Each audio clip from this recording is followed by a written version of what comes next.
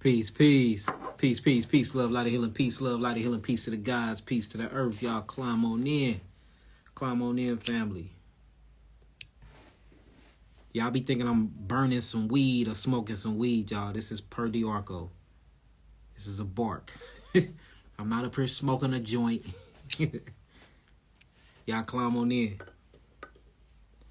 Y'all can see I'm here studying. Whenever I get my study on, I like to go live and show y'all what we studying and what we talking about. Climb on in, family. Climb on in. We talking about protein. Protein and its daily connection to, for real, every so-called disease you can think of, man. The body be trying its hardest to get these proteins out of the body, y'all. And just really going through the research, going through the articles, you know, looking at live blood analysis. We're going to do that next, show y'all live blood analysis from the microscope.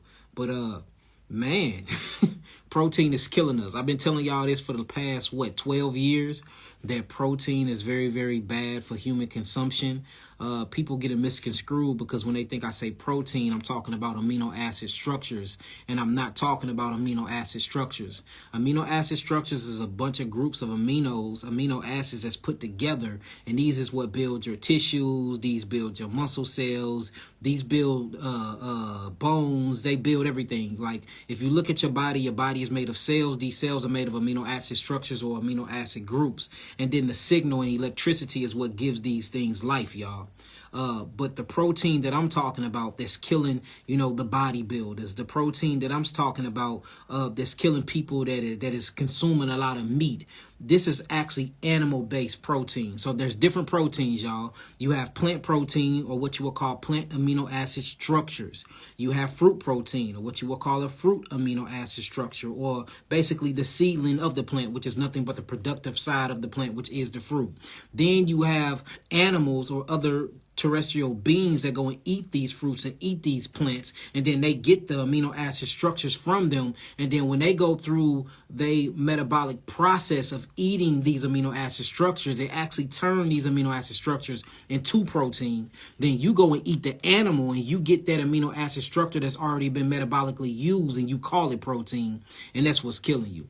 Now, I talk about this all the time. When you actually think of the word protein, it comes from the word, it actually means amino acid structures. When you break down the word amino acids, at the end is acids. So proteins is naturally very, very acidic, and they're full of nitrogen, or what you will call nitrates. And that's the reason why, if you plant-based and you want to receive a lot of protein, you see a lot of people eat beans. And the reason why they eat beans is because beans are the embryo and the seedlings of plants. And since it's in that growing stage and it needs to actually spring forth, or you get a sprout from it, what it has is a high concentration of nitrogen in it.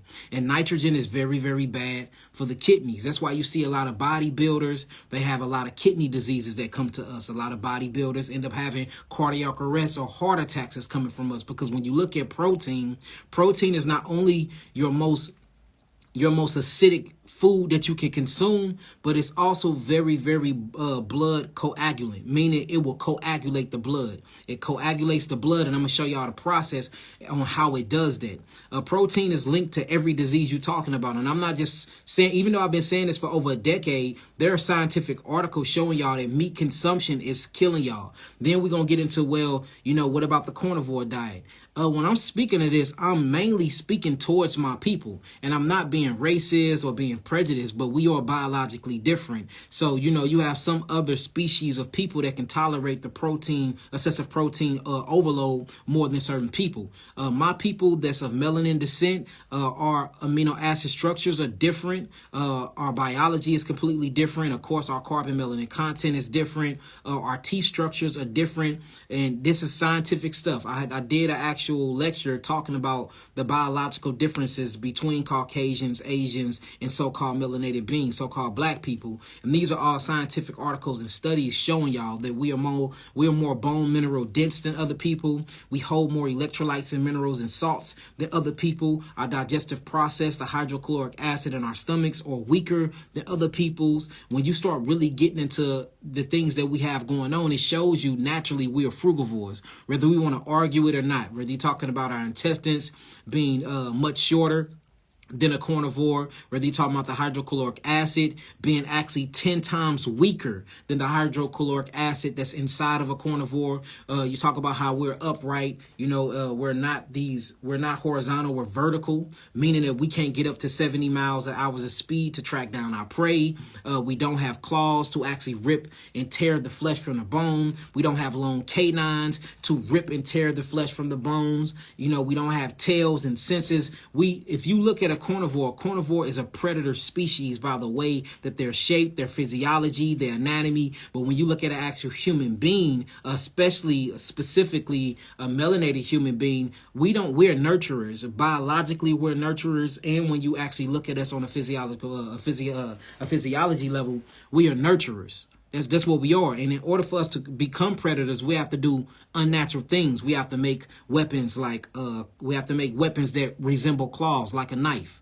We have to make guns to shoot our prey because we are scared to run up on them. So you're not going to run up on the prey. Most of the prey that you kill, like the bison. A bison will run your ass over and trot you to the ground and you will be dead.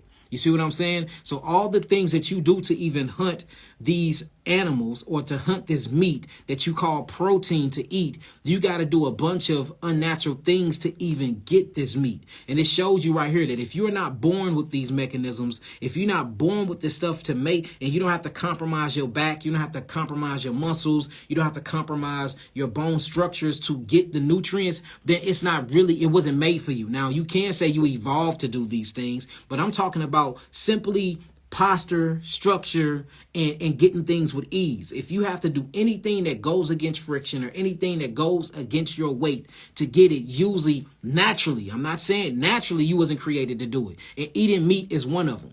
I ain't seen nobody got out there in the wild and literally chased down their own food and got it and killed it with their bare hands. And then you going to take it to a kitchen anyway. You're going to take it to a kitchen. You're going to put it in some grease, and you see nothing in nature doing that. You don't see anything in nature doing that. But guess what you can do? You are upright, vertical human being. You can walk up to a tree. And guess what you can do? You can pick your apple from the tree. You can pick your orange from the tree. This don't take any work to do that. Then you actually have the fingers to actually peel the oranges or to hold the apple right. A carnivore don't have those type of fingers like you. You see what I'm saying? And you can eat that actual food. You can't do that with meat. You have to do something that's unnatural to attain the meat. And these are just simple facts. So when you get into your physiology and when you get into the anatomy, you are a frugivore. And sometimes you are herbivore, but you're really not an herbivore either, because when you look at the digestive enzymes that your body create, it can't even break through the cellulose of the actual vegetables. You are a frugivore. You only eat herbs when you need healing. Now, have we evolved into eating more herbs? Have we evolved into, eating more meat and it's not killing us very, very fast? I mean, of course, that's an argument that you can say. But when I'm talking about living healthy, living very, very healthy, being at homeostasis with your body and with the earth and with nature, you are a frugivore. You're not an omnivore. You're not a herbivore. You're not a carnivore. And the reason why I'm saying you're not a herbivore, the plants don't even want you eating them in the first place. We talk about this all the time about how the plants create anti-nutrients, or they create some type of combativeness within them. They own herbicides, they own pesticides, and they own humicides, whether you want to talk about it or not. I know I made up the word humicides, but we are humans, and they create chemical compounds that fight against us. Gliadin is one of them. Gluten is another one. When you start looking at all the things, saponins, tannins, all of these things, as the sulfuric acid, all of these things inside the plants is made to make you have an upset stomach, or to give you some type of allergen or marker to give you some type of expectorant symptomology before you won't touch it again. Because the plants want to live. Because the plants want to live to reproduce and give you fruit to eat. So even the plant kingdom don't want to be eaten. They actually bear something called seeds, and this seed bear a flesh around it called a fruit, and that's what the plant wants you to eat from that plant, the fruit. It don't want you to eat its leaves. But of course, we can. And of course, a lot of people get severe reactions from them. Of course, you can get strong off these things because they do have protective agents inside of them. Just like your skin got protective agents inside of it. But you're not running around biting into other human beings, are you? And the skin is the first line of defense when it comes to the external environment. So it's going to have everything in it to protect itself from the environment. The same thing with the cellulose, the same thing when it comes to all the different mechanisms that create these plant materials. We just looking at stuff wrong. So look, I want to get into it though. If y'all got some pens and pads, typing some nines, I got a whole thing right here proving and just showing you how protein consumption actually causes heart disease. It causes heart failure. It causes kidney disease, kidney failure, stroke, dementia, Alzheimer's disease, multiple sclerosis, diabetes, hypo and hypertension. And these are facts. We can look this up and I can show you the whole mechanism on why meat eating is super, super bad for our people. I'm going to go on record to say I think it's bad for everybody, even Caucasians. We just see that they're dying lesser from meat consumption than so-called black people. But it catches up with them too, and it catches up with them all the time. All right, so if y'all ready to get into it, typing some nines, make sure y'all got y'all pens and y'all pads. And I'm going to show y'all how I study. So this is how I study. I start off by asking myself questions. So the first question I ask myself is, what is a heart attack? All right, that's the first thing I said. Somebody said, so no fish. No fish either. If it got eyes on it and if it bleeds, you shouldn't be putting it in your mouth.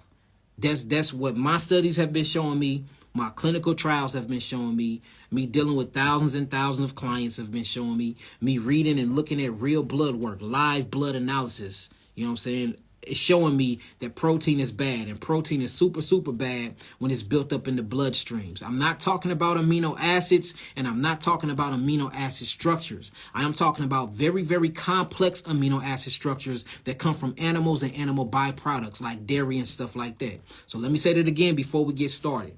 I'm not talking about amino acids, or I'm not talking about amino acid structures that they call protein. I'm not talking about that.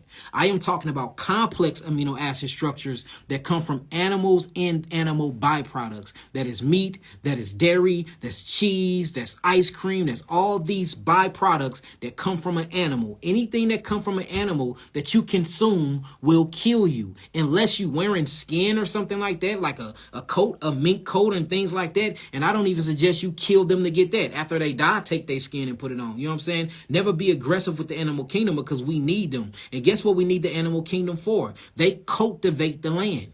They poop and they urine cultivate the land. Without these animals, we don't even get the fruits and vegetables we need to sustain our bodies and our molecular structures. They have a point and purpose here. We just using them for the wrong point and purpose. Animals are not meant for food. Sea creatures are not meant to be eaten. They're not. And that's just by humans. And that's just flat out the truth, y'all. So I started this off by asking this question. And when we done, I'm going to make sure that I get on here. Y'all can call in and I answer whatever y'all need. So check this out. It says, what is a heart attack? Because this is what I want to prove today, that basically heart attack literally come from meat consumption. Of course, you can be scared into a heart attack. Of course, your hypertension can bring you into a heart attack and stroke. Of course, all these different metabolic so-called diseases can bring on a heart attack. But guess what's causing all these metabolic so-called diseases? It's heavy animal meat consumption, y'all, whether y'all want to admit it or not. And look, the data do not lie. The data don't not lie. So it says, what causes a heart attack? So a heart attack is the clogging and the blocking of an artery wall. For people that don't know what arteries is, these are arteries, all right? These are arteries. So, and the heart goes right up in here, and it actually cages the heart, right? So when the heart get clogged up, or the artery get clogged up, or what you would call capillaries or capillaries get clogged up, or the venous system get clogged up, it stops blood either from flowing to the heart or from leaving the heart. And when this blockage happens, what happens is nutrients and oxygen cannot make it to an organ anymore. The moment that nutrients and oxygen can't make it to an organ, you have something called cardiomyocytes. Cardiomyocytes is what you would call heart cells, just like you have something called pneumocytes. And this is where you get the word pneumonia from. All this is talking about is lung cells. See that you got 150 trillion cells that makes up the full molecular structure of your body, but each cell does something different. For instance, when you see a cardiomyocyte die, it's very, very hard to really recycle itself. If you see it die from some violent actors, you're attacking it. So you will see that they'll say once heart cells die, it's kind of hard to replace them, or it's kind of hard for them to regenerate. Studies showing that this is a lie, but the reason why they thought that in the first place, because it's very, very hard to regenerate an actual cardiomyocytes. Same thing when it comes to your actual brain cells. Whether we talking about melanin neurotransmitters, dendrites, neurological cells, these are very, very hard to regenerate. That's why they used to say once you kill a brain cell, it can't be rebirthed or it can't be recycled, which it can. It just happens in a very, very slow process. But there is a fasting process that I'm going to give you at the end of this video to show you how to actually regenerate these things. And it's called autophagy through intermittent fasting. And it shows that's the fastest way to regenerate heart cells and brain cells. And for those that don't know, at the age of 21, I actually suffered from from a heart attack, or well, should I say, I attacked my heart. So I'm not just sitting here speaking from hearstats or Googling and research. I'm speaking from a person that had scar tissue on his heart that they said I can never get that scar tissue off. I can never regenerate it, but I regenerated my scar tissue through herbs into a juicing regimen and stopping eating all the meat and flesh. I watched my whole entire body regenerate and rehabilitate itself, y'all. So it can most definitely happen. So when you look at what a heart attack is basically when the arteries that's leading to the heart and the vessels, or what you call veins, that's descending from the heart or leaving from the heart, get clogged up. Now, the next question you have to ask yourself, which is what I asked myself on the paper, and the reason why I'm showing you this, because this is how I study. The next one was, well, what are clogged arteries? So a clogged artery is an obstruction inside the artery wall that is keeping blood from flowing properly, y'all. That's keeping blood from flowing properly. Whether it's calcium that's built up between the artery wall, whether it's cholesterol that's built up in the artery wall. And then again, you have to sit back and ask yourself, why is calcium built up in my bloodstream? The only time calcium is built up in this bloodstream is when calcium need to come and neutralize an acid. See that? So everything we're talking about is a body self-healing mechanism. Whenever you see calcium in the bloodstream, it's coming to heal something. Whenever you see cholesterol in the bloodstream, if it's not making sexual chemistry and sexual hormones like pregnenolone, progesterone, and all these other testosterone, all these things are made from cholesterol. Guess what cholesterol is? Cholesterol is your internal scab. Whenever you rip an artery or you tear an artery from something that's inside of the blood vessels that's obstructing the blood vessels, and you get a tear in the artery wall, instead of you having hemorrhaging or internal bleeding, cholesterol will come and patch up that area. Then after cholesterol come and patch up that area, calcium come neutralize the acids around the area, because inflammation had to set in place to isolate the area to heal it. So you got cholesterol, then you got cholesterol with acids on it, then you have calcium going into the bloodstream to actually scab over that actual artery or that rip and tear, whether it be to internal tissues, whether it be to an internal organ, whether it be to a obstruction inside the venous system, or even on the outside. So when you fall down and you scrape your arm and you get a scab on there, the same thing happened internally when something obstruct the walls or the tissues that's inside of your body. They scab over too. What scab them over is cholesterol. So people will say cholesterol is bad. No, cholesterol is not bad, and you having high cholesterol is not a bad thing. It's saving your life.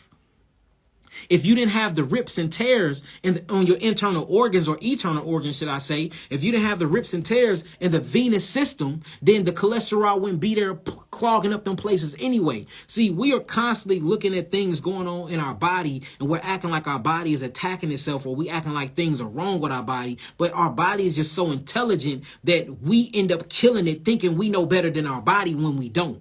There's really no such thing as bad cholesterol. You can't have melanin neurotransmitters without cholesterol. Cholesterol is what surrounds the cells and protects the cells. It's called the cellular membrane. That's made of cholesterol. You have liquid crystals that flow throughout the bloodstream and flow in and out of the cells, actually helping you exchange things through the interstitial fluid. That's cholesterol. You can't fire off. You cannot fire off a melanin transmitter without cholesterol. Your neurons. Guess what carries the neurons throughout the brain and throughout the body? Cholesterol. Guess what helps patch up internal bleeding? Cholesterol. See that the whole thing is just like mucus. Everybody think mucus is the culprit. They think mucus is the bad guy. It's not. Without mucus, or without your mucous membrane, it would be impossible for you to live. You would die of all types of outward invaders coming in and just hijacking your body. Because what the mucosal membrane does is it it lines the inside but outside of your body. And the reason why I'm calling it the inside but outside is from your mouth to your anus, it's inside of the body, but it's just not inside of the cells. See that? This is a hollow tube. And what keeps things from getting inside of the bloodstream and keep things from getting inside of our connective tissues is this thick mucus layer that starts in your mouth, goes down your esophagus, all throughout your digestive system, and end up at your anus. So even though your digestive system or this tube is on the inside of your body, is really on the outside of your body, because the only way into the body is by way of the bloodstream through blood capillaries. So even mucus, when you're talking about mucus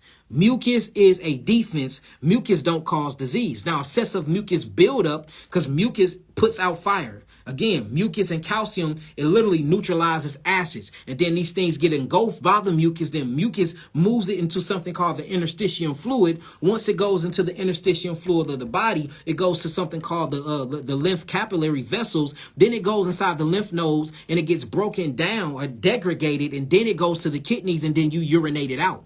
You see that? Now, what happens is if you're constantly eating meat, if you're constantly eating protein and all these acids, mucus starts excessively building up because it feel like it constantly got to put out fires. So mucus on top of mucus and then calcium coming in and then acids, it solidifies. This solidification spreads on top of the cells and then it sucks the cells of its oxygen and then it smothers the cells so that cells can't breathe or it can't do the exchange through the pneumocytes, and it can't exchange oxygen for carbon dioxide, and then the cells suffocate and it dies.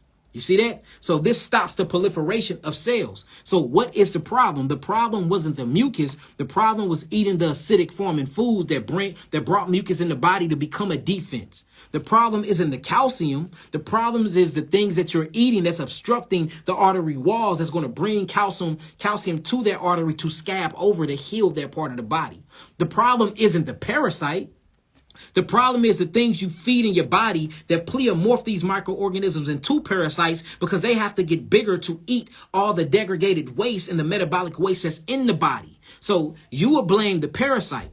You will blame the mucus. You will blame the cholesterol. You will blame the calcium. But these are not the cause to your dis-ease. These are not the causes to your illnesses. These are the effects. So we need to get past the effects. And we need to go to the actual root cause. And it's what you put in your mouth and this polluted, toxic environment and what you're bringing into your internal environment, y'all. So when you start looking, one of them is meat consumption. And look, everybody be like, well, my grandma lived 130 years and she ate meat. But did she live 130 years in her health? Or was she on a deathbed? Was she blind? Did she have hypertension? Did she have diabetes mellitus? Did she need to get her foot cut off? Was she on bed rest the whole 20 years before she died? We talking about the actual quality of life, not the quantity of life. And then the people be like, well, we used to be hunters and gatherers. If you look back and you read the literature, they was dying of these same diseases today. We acting like these are new diseases.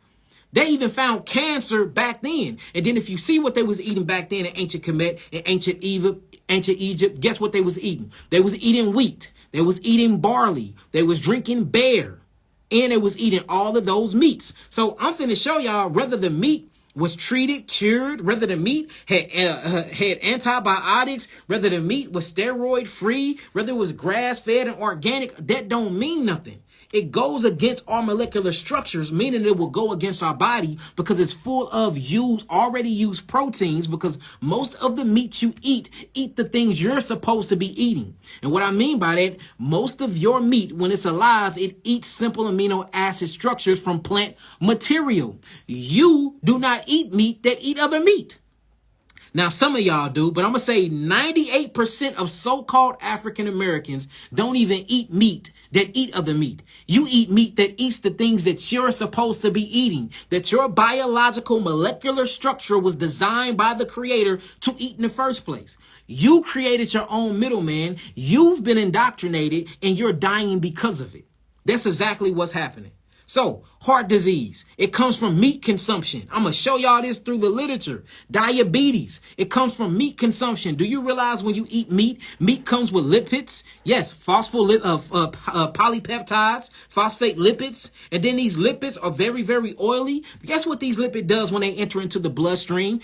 It got nutrients in it. It gets delivered to the cells of the body. It can't make it into the cells. So guess what it does? It teams up with cholesterol and help form this little glossy, I call it a sealant because it's basically what it is, around the cells. So now glucose need to make it into the cells, but glucose can't make it into the cell because glucose is sitting in the bloodstream waiting to be delivered into the cells. But you got this thick ass silent, or what you were going to call polypeptide lipids, that's around the actual cell that can't penetrate the cells. Insulin get alerted by the actual beta cells of the pancreas and the islands of Langerhans. It acts as a key. It's trying to unlock the door to let glucose in. And guess what? It can't do it because they have the wrong key. No, the key ain't wrong.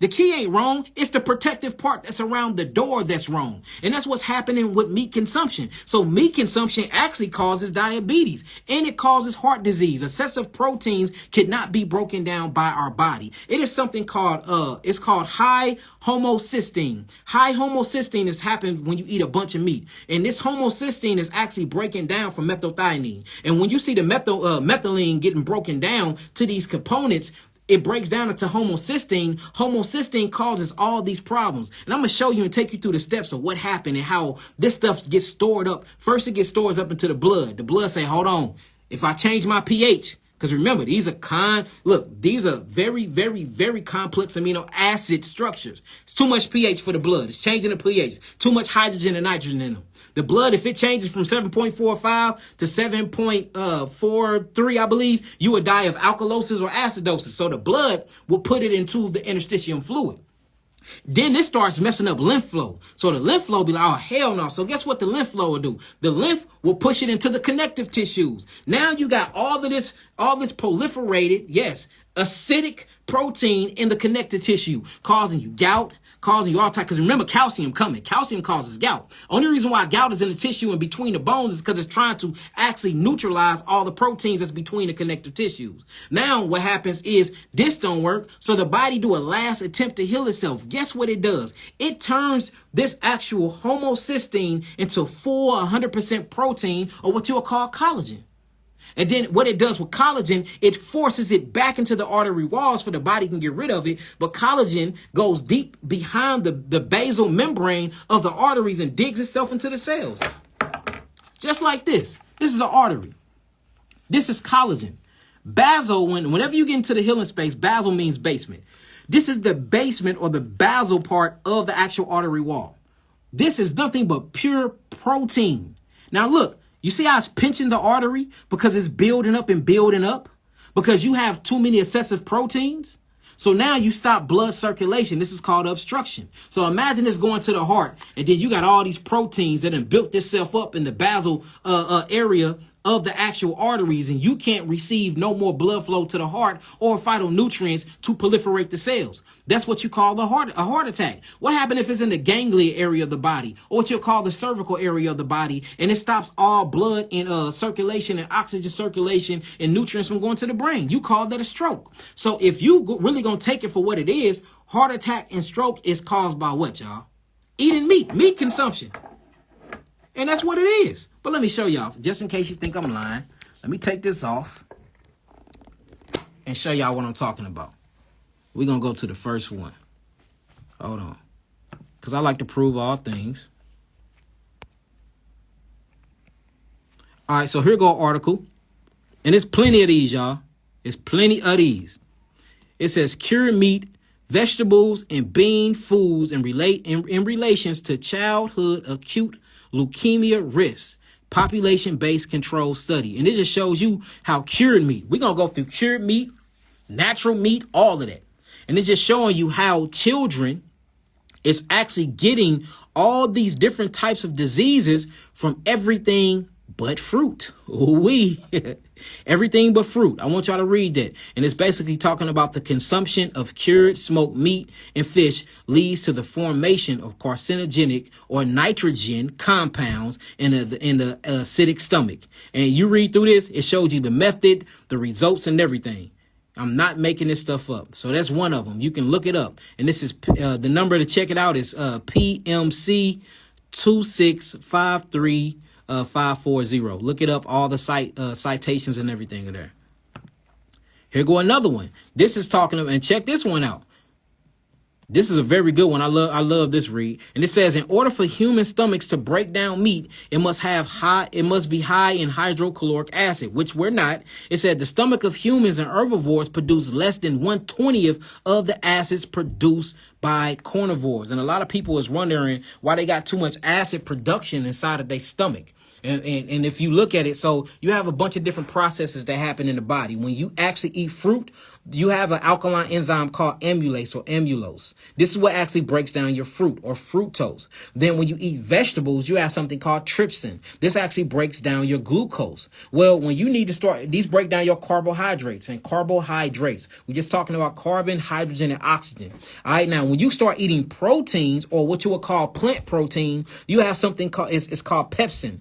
Pepsin creates pepsinogen. This creates a hydrochloric acid to go higher. This breaks down plant protein, showing you that your body is made for plant protein. You don't have an enzyme to truly break down meat. So it'll break it down into bits and pieces, but then still big chunks are left out. So what it does is it goes to this small, it goes through something called the duodenum, which is right here. I'm going to show you. So it'll go through the duodenum. So you would eat this protein, right? Dang, I got orange peel in my hand. You eat the protein, it'll go through the cardiac sphincter or the esophagus, then it'll end up in the stomach, right? Once it end up in the stomach, it goes into this small tract. This is called the duodenum. Inside the duodenum, notice you have the actual tail end of the gallbladder here, and we're going to talk about that too. But notice inside of here, it's a bunch of blood capillaries, a capillary bed, and it's a bunch of bacteria that helps break down your food. Look, your body is actually made to break down sugars, and is made to break down amino acid structures that come from your vegetables, and is made to break down fat. It is not made to break down animal meat protein. It's not. And this is why when you eat animal meat protein, it don't get broken down all the way. Bits and pieces of the peptide chain be left over, and it starts to knock over the capillary beds while it's trying to go into the bloodstream. It gets into the bloodstream super big. This is what you call excessive protein. The body then start taking it and say, hold on, you can't be in the blood because you're going to kill me. And then it stick it into what you would call the interstitium fluid. The interstitium fluid is where the exchange of nutrients,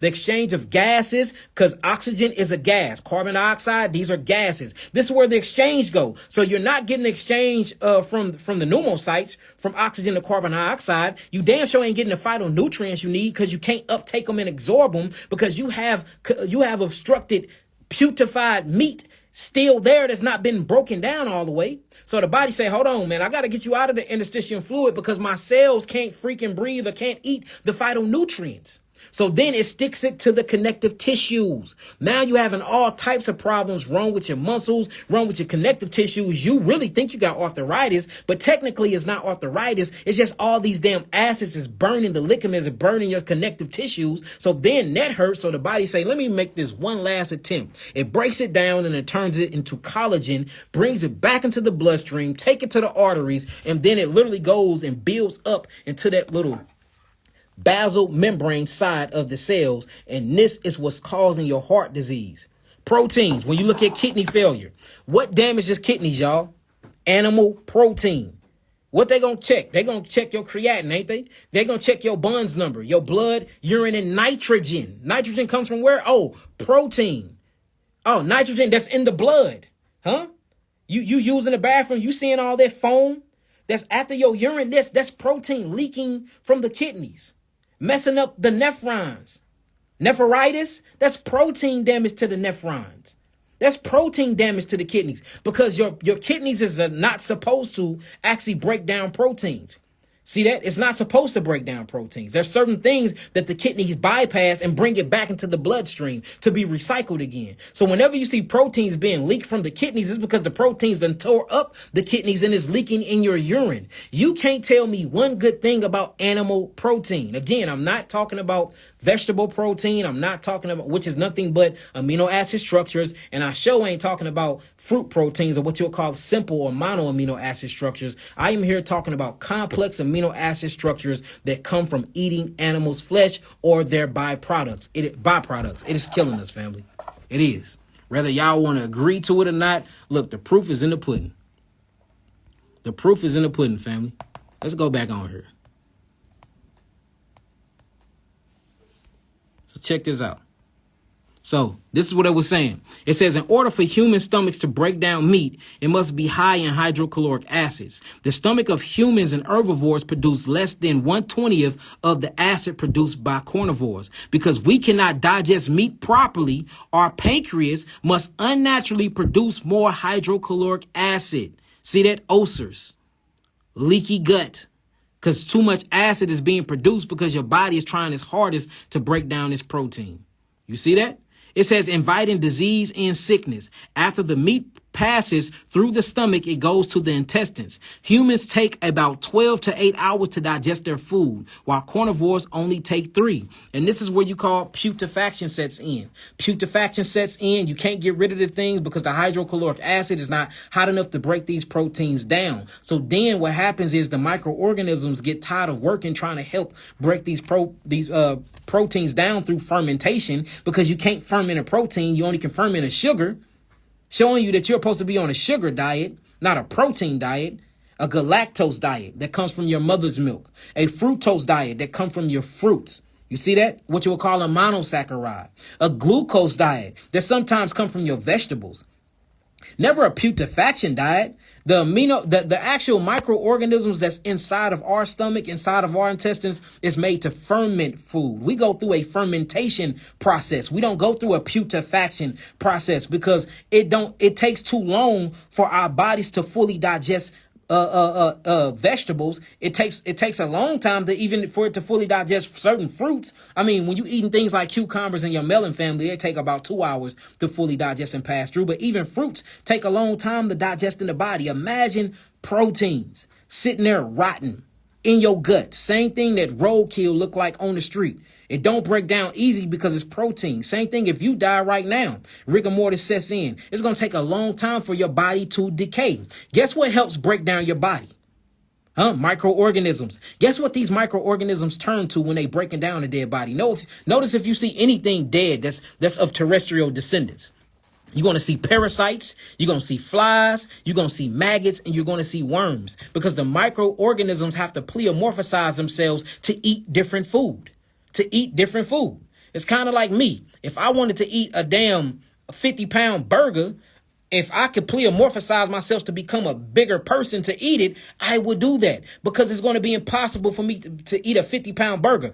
My cells have the actual gift of pleomorphosizing. I don't, but my cells do. So when they see things that they need to get rid of to keep it from harming the body, they will change their structure and functionality to actually eat these things. Guess what you call them? A parasite. Guess what they have you believing? That you got it from outside of your body when it was inside your body the whole damn time, coming from the granule of your cells. Now, am I saying that you can't catch a parasite from outside the body? I'll be lying. You can catch toxoplasmosis from a cat. You can catch a fluke worm from stepping on dog poop. So you can catch parasites from outside the body. But guess where these parasites started from? Inside of something else cells. Most of these things starts from the body, and you're getting it from your food. The food need to be broken down. The body's trying to save itself, so it'll pleomorphosize the microorganisms that's trying to ferment the food. It's going to change them for they can actually putrefy the food, and y'all will call it a parasite.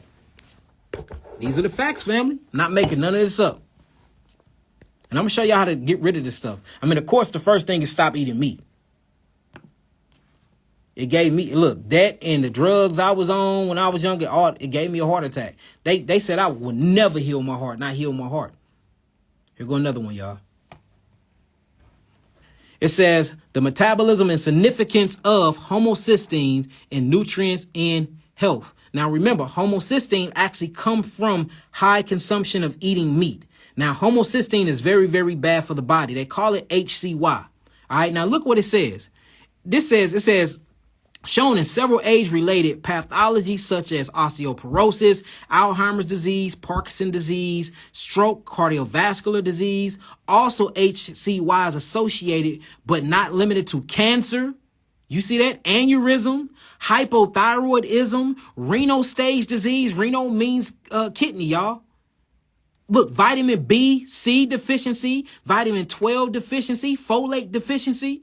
And this is all in a meat-enriched diet, y'all. Y'all can get on common Google right now and see how you get high levels of homocysteine in the body. It's going to tell you from heavy meat consumption. Right now, y'all. We have to quit eating meat, y'all. There's no way around it. Look, check this out. Does high levels of homocysteine in the blood and in the body come from eating meat? Let's see what it says. According to WebMD, homocysteine is a common amino acid in your blood.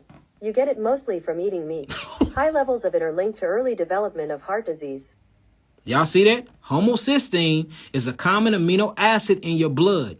You get it mostly from eating meat.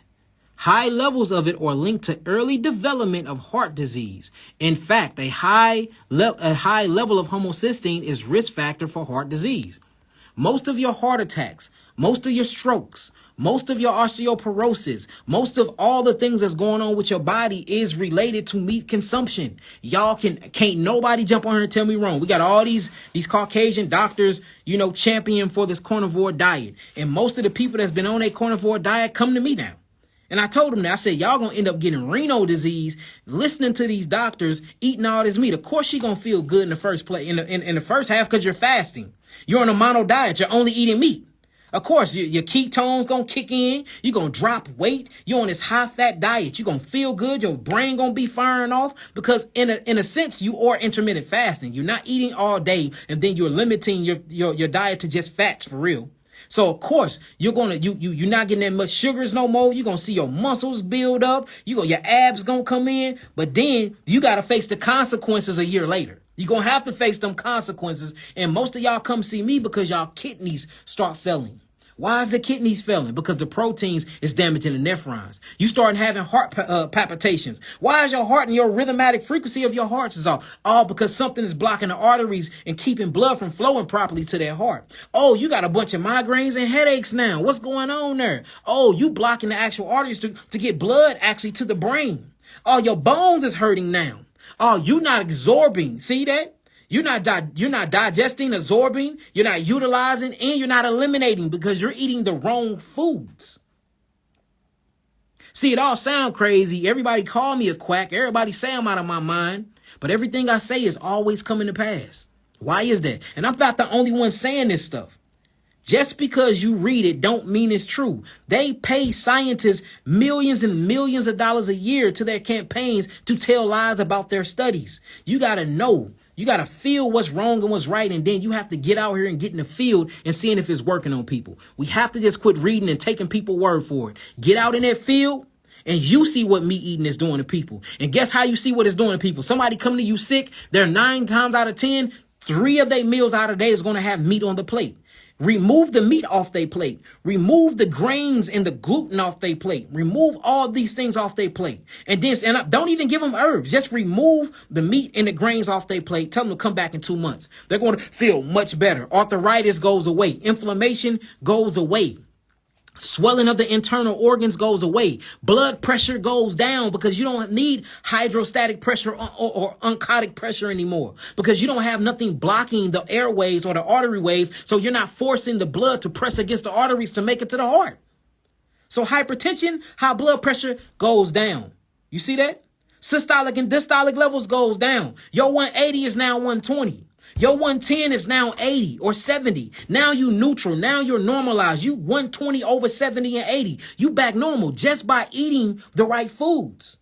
It's all in our face, y'all. We're just in denial because we're addicted to what we've been eating, family. And we have been indoctrinized by the allopathic community and by the televisions and by the radio stations and by the line-ass education system in the schools we was put through, forced to go to.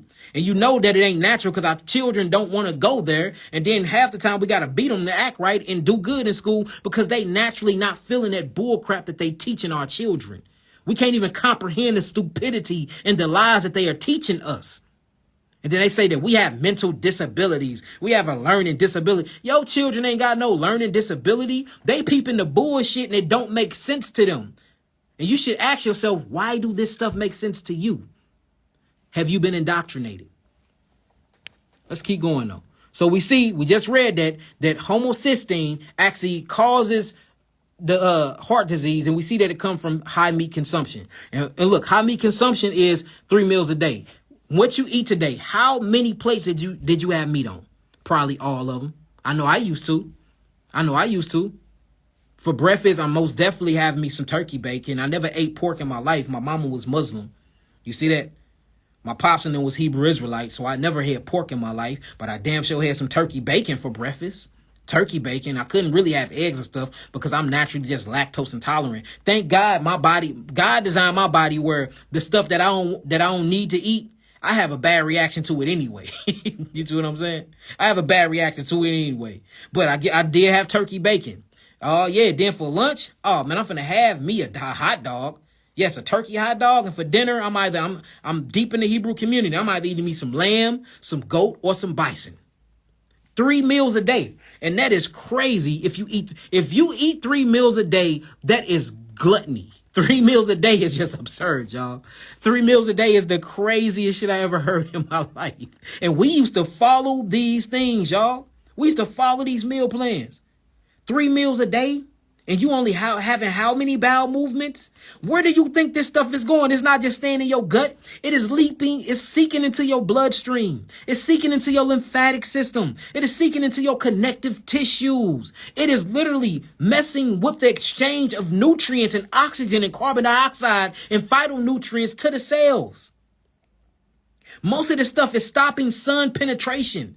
You know, sunlight needs to penetrate the tissues, go beyond the tissues with near infrared light, and then penetrate inside the cells. And this is what helps actually fold your amino acids. You can't even get that with certain meat consumption because you got flesh on top of unnatural flesh on top of unnatural flesh. Well, you were not made to eat meat. It's killing you. But look, that's hearsay. Let's keep going. Let's keep going. Let's keep going, family. All right, we talked about that one. What this one say? Meat consumption and cancer risk. Ooh-wee. Now, this one starts getting into something called heterocyclic amines. So you can have the best, look, you can have the best grass-fed meat. Oh, man, that cow didn't go through stress. I killed it when it wasn't looking. I didn't walk it down. It wasn't around I never gave it an antibiotic.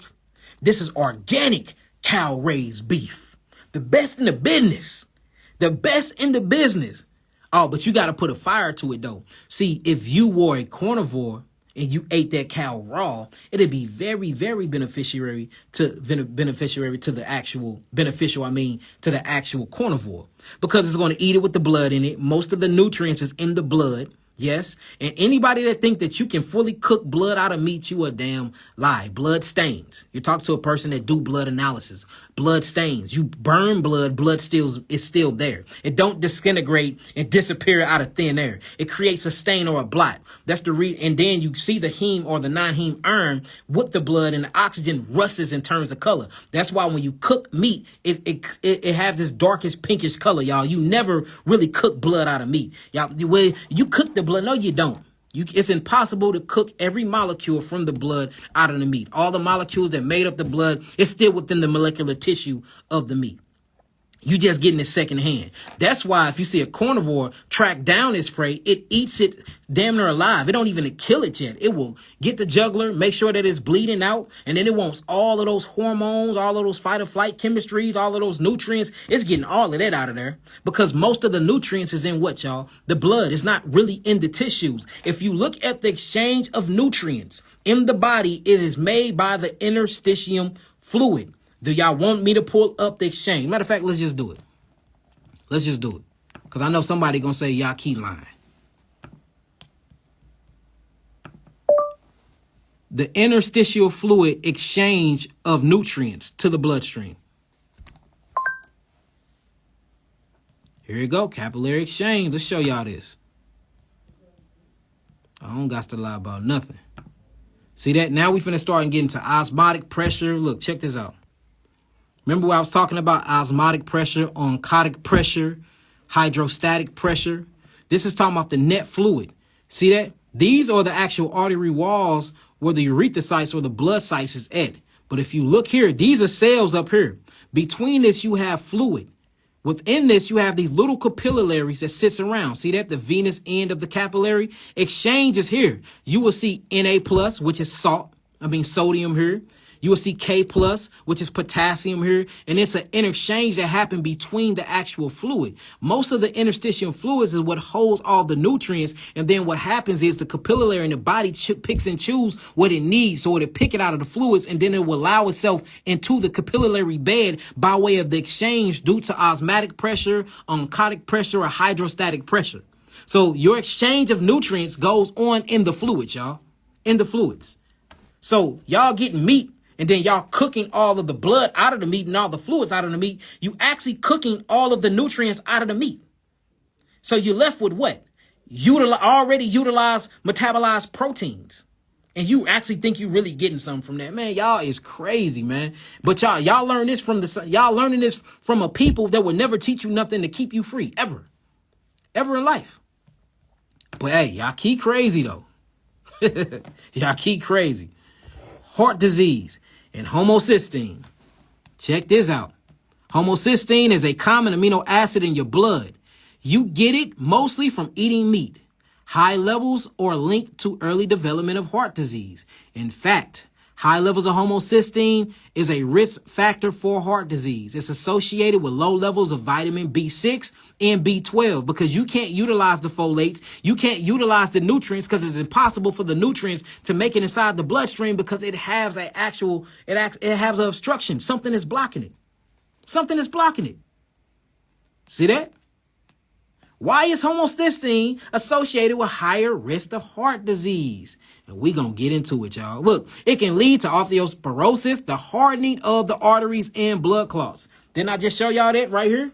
Hardening of the arteries. That's going to cause a clot because if blood coming through and it's pressing and it's raising that oncotic pressure or that hydrostatic pressure, what it's going to do is it's going to try to force itself through that wall. So blood is going to coagulate right here in that area. Blood is going to coagulate, and then cholesterol is going to come, try to help the blood out. This is going to be solidified through calcium. Now you have a clot that can't make it through.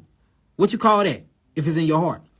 They call it a heart attack. It's really you attacking your heart. The heart ain't attacked you. The body ain't done nothing wrong to you. You are doing wrong to your body. What happened if it's in the cervical? Huh? Or the axillary? Stroke. You see that? What's happening if it's in the ganglia? Stroke. Is y'all really understanding what I'm saying? Let's keep it going though. Let's keep it going, and then I'm gonna show you how to stop this stuff. Now, let's show y'all how this works. All right, so this is HCY, what you would call homocysteine, which is an amino acid that come from excessive meat eating. You know, eating meat 2 to 3 times a day. I wouldn't eat it, period. But if you so addicted to eating dead, rotten animals' corpse, which is very, very, very, very, very ritualistic. It's like some dark ritualistic shit to drain the blood out of something. Don't sound like a ritual. Drain the blood out of something, put it on the grill, cook its cells and its flesh, then pray over it to your God and then bite into it. Cannibalism. That's what it sounds like. Barbaric cannibalism. That's what it sounds like to me. And I'm not talking about them. I'm just saying when you read this, it just sounds very, very, very witchcrafty to me. You know, you kill it or you pay somebody that killed it. Whether you get it from the store or not, you still paid somebody to kill it. So you going out and you're murdering innocent animals that haven't done a damn thing to you. You drain his blood, or you pay somebody to drain his blood. Then you cook the blood. While you cooking it, most likely you got some type of music going on. You probably got your glass of wine and your wines and your spirits. You know, you dancing. You know, you got your steak with your wine glass. You got music in the back. All this shit is super, super spiritual. You don't even realize the whole symbology around this. Yes? Then you will put it on the plate, put some seasonings on it. Don't you use this stuff in witchcraft? Lastly, you use all of these herbs in witchcraft too. You putting it on the meat with the blood. And then you have the nerve to bow your head and spread forth your hands and pray to God over the murderous, treacherous thing that you just did to the meat. And then you consume the thing. That's crazy. That is an evil ritual and you don't even know it. You don't even know it. Just saying. If you think I'm playing, get into studying Gomori work, spell casting, blood rituals, and sacrifice. That's what they're doing. They do the same thing to little children. drain their blood, take they innocent, murder them while they're in fear. Then they do it for adrenochrome. What are you doing it for? Huh? And let's not talk about how you are sexually stimulated by your meat.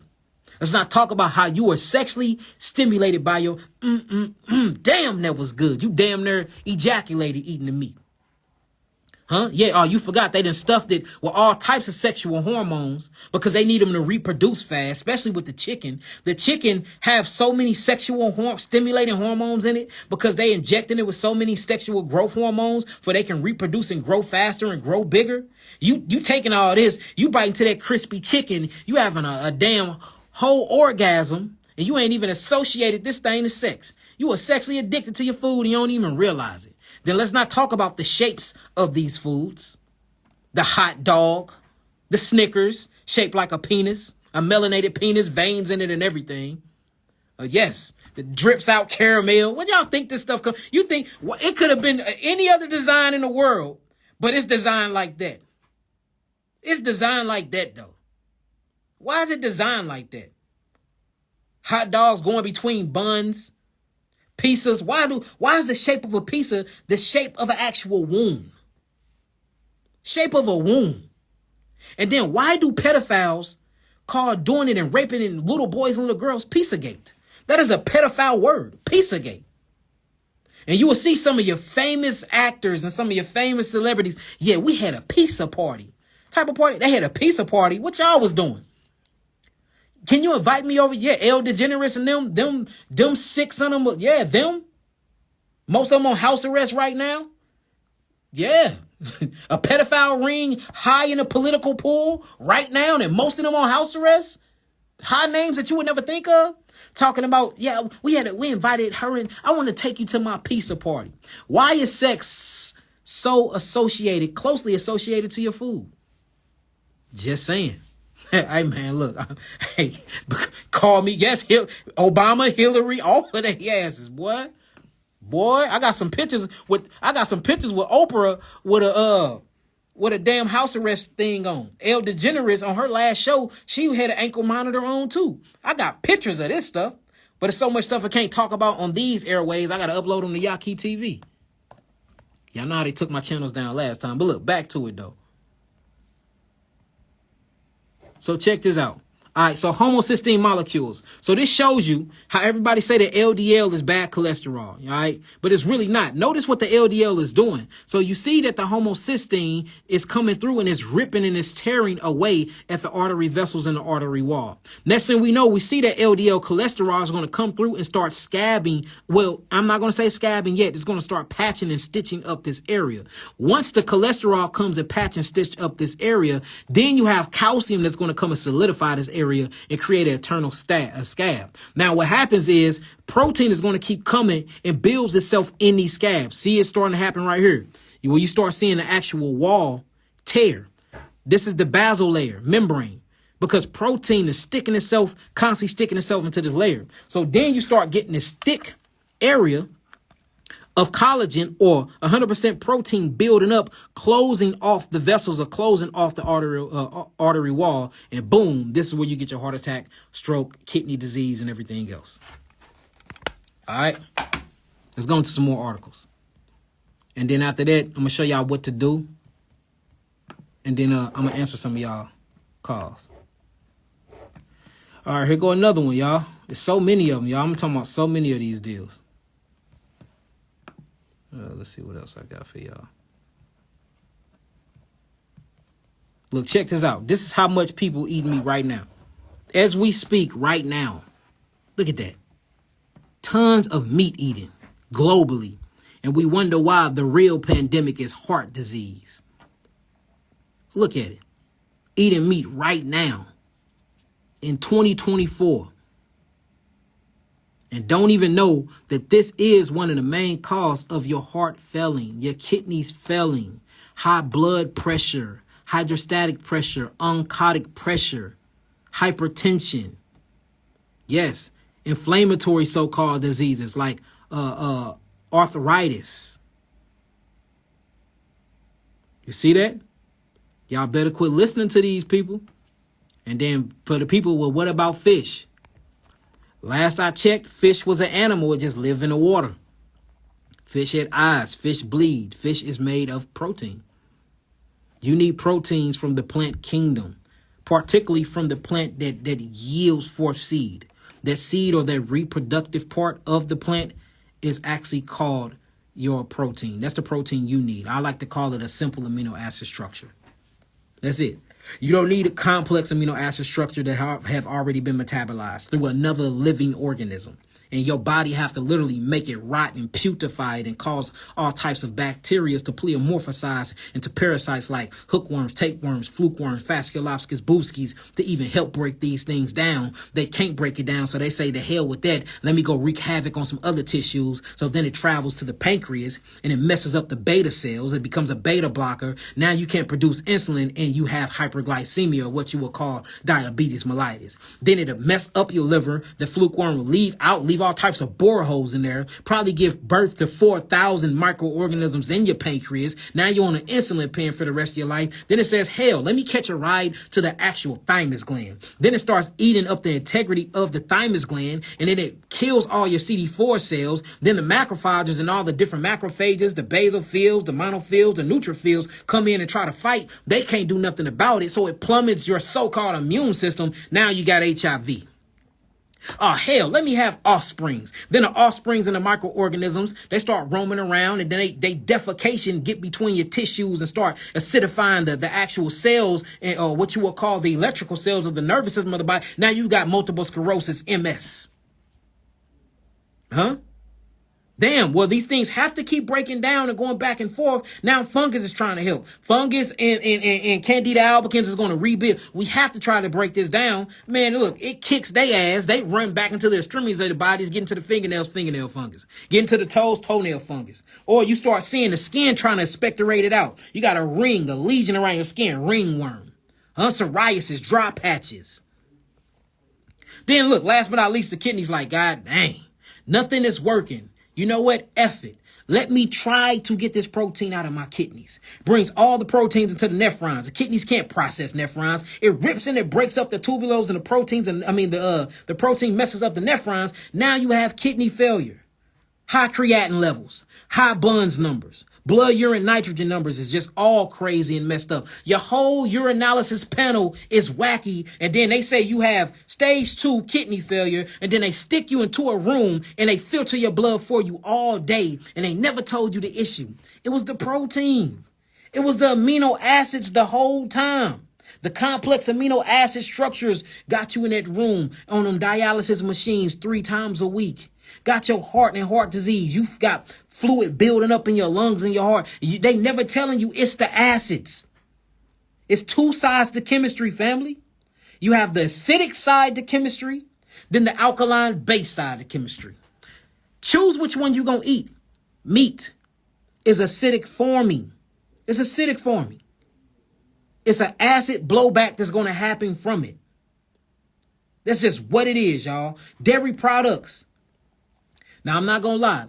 In some cows and in some goats, the milk, when it's straight from the tit, is actually alkaline. And this is how you know, look, I'm going to sit here and tell the truth. But once you pasteurize it and you cook it, it's not. But it has been plenty of tests shown that milk that comes straight from it, which it makes sense to be alkaline because they need to feed it to their baby calves. But milk that haven't been treated, that haven't been dyed, that haven't been cooked and pasteurized is actually alkaline, y'all. Ain't this crazy? Milk from cows and lambs. They found it to actually be alkaline.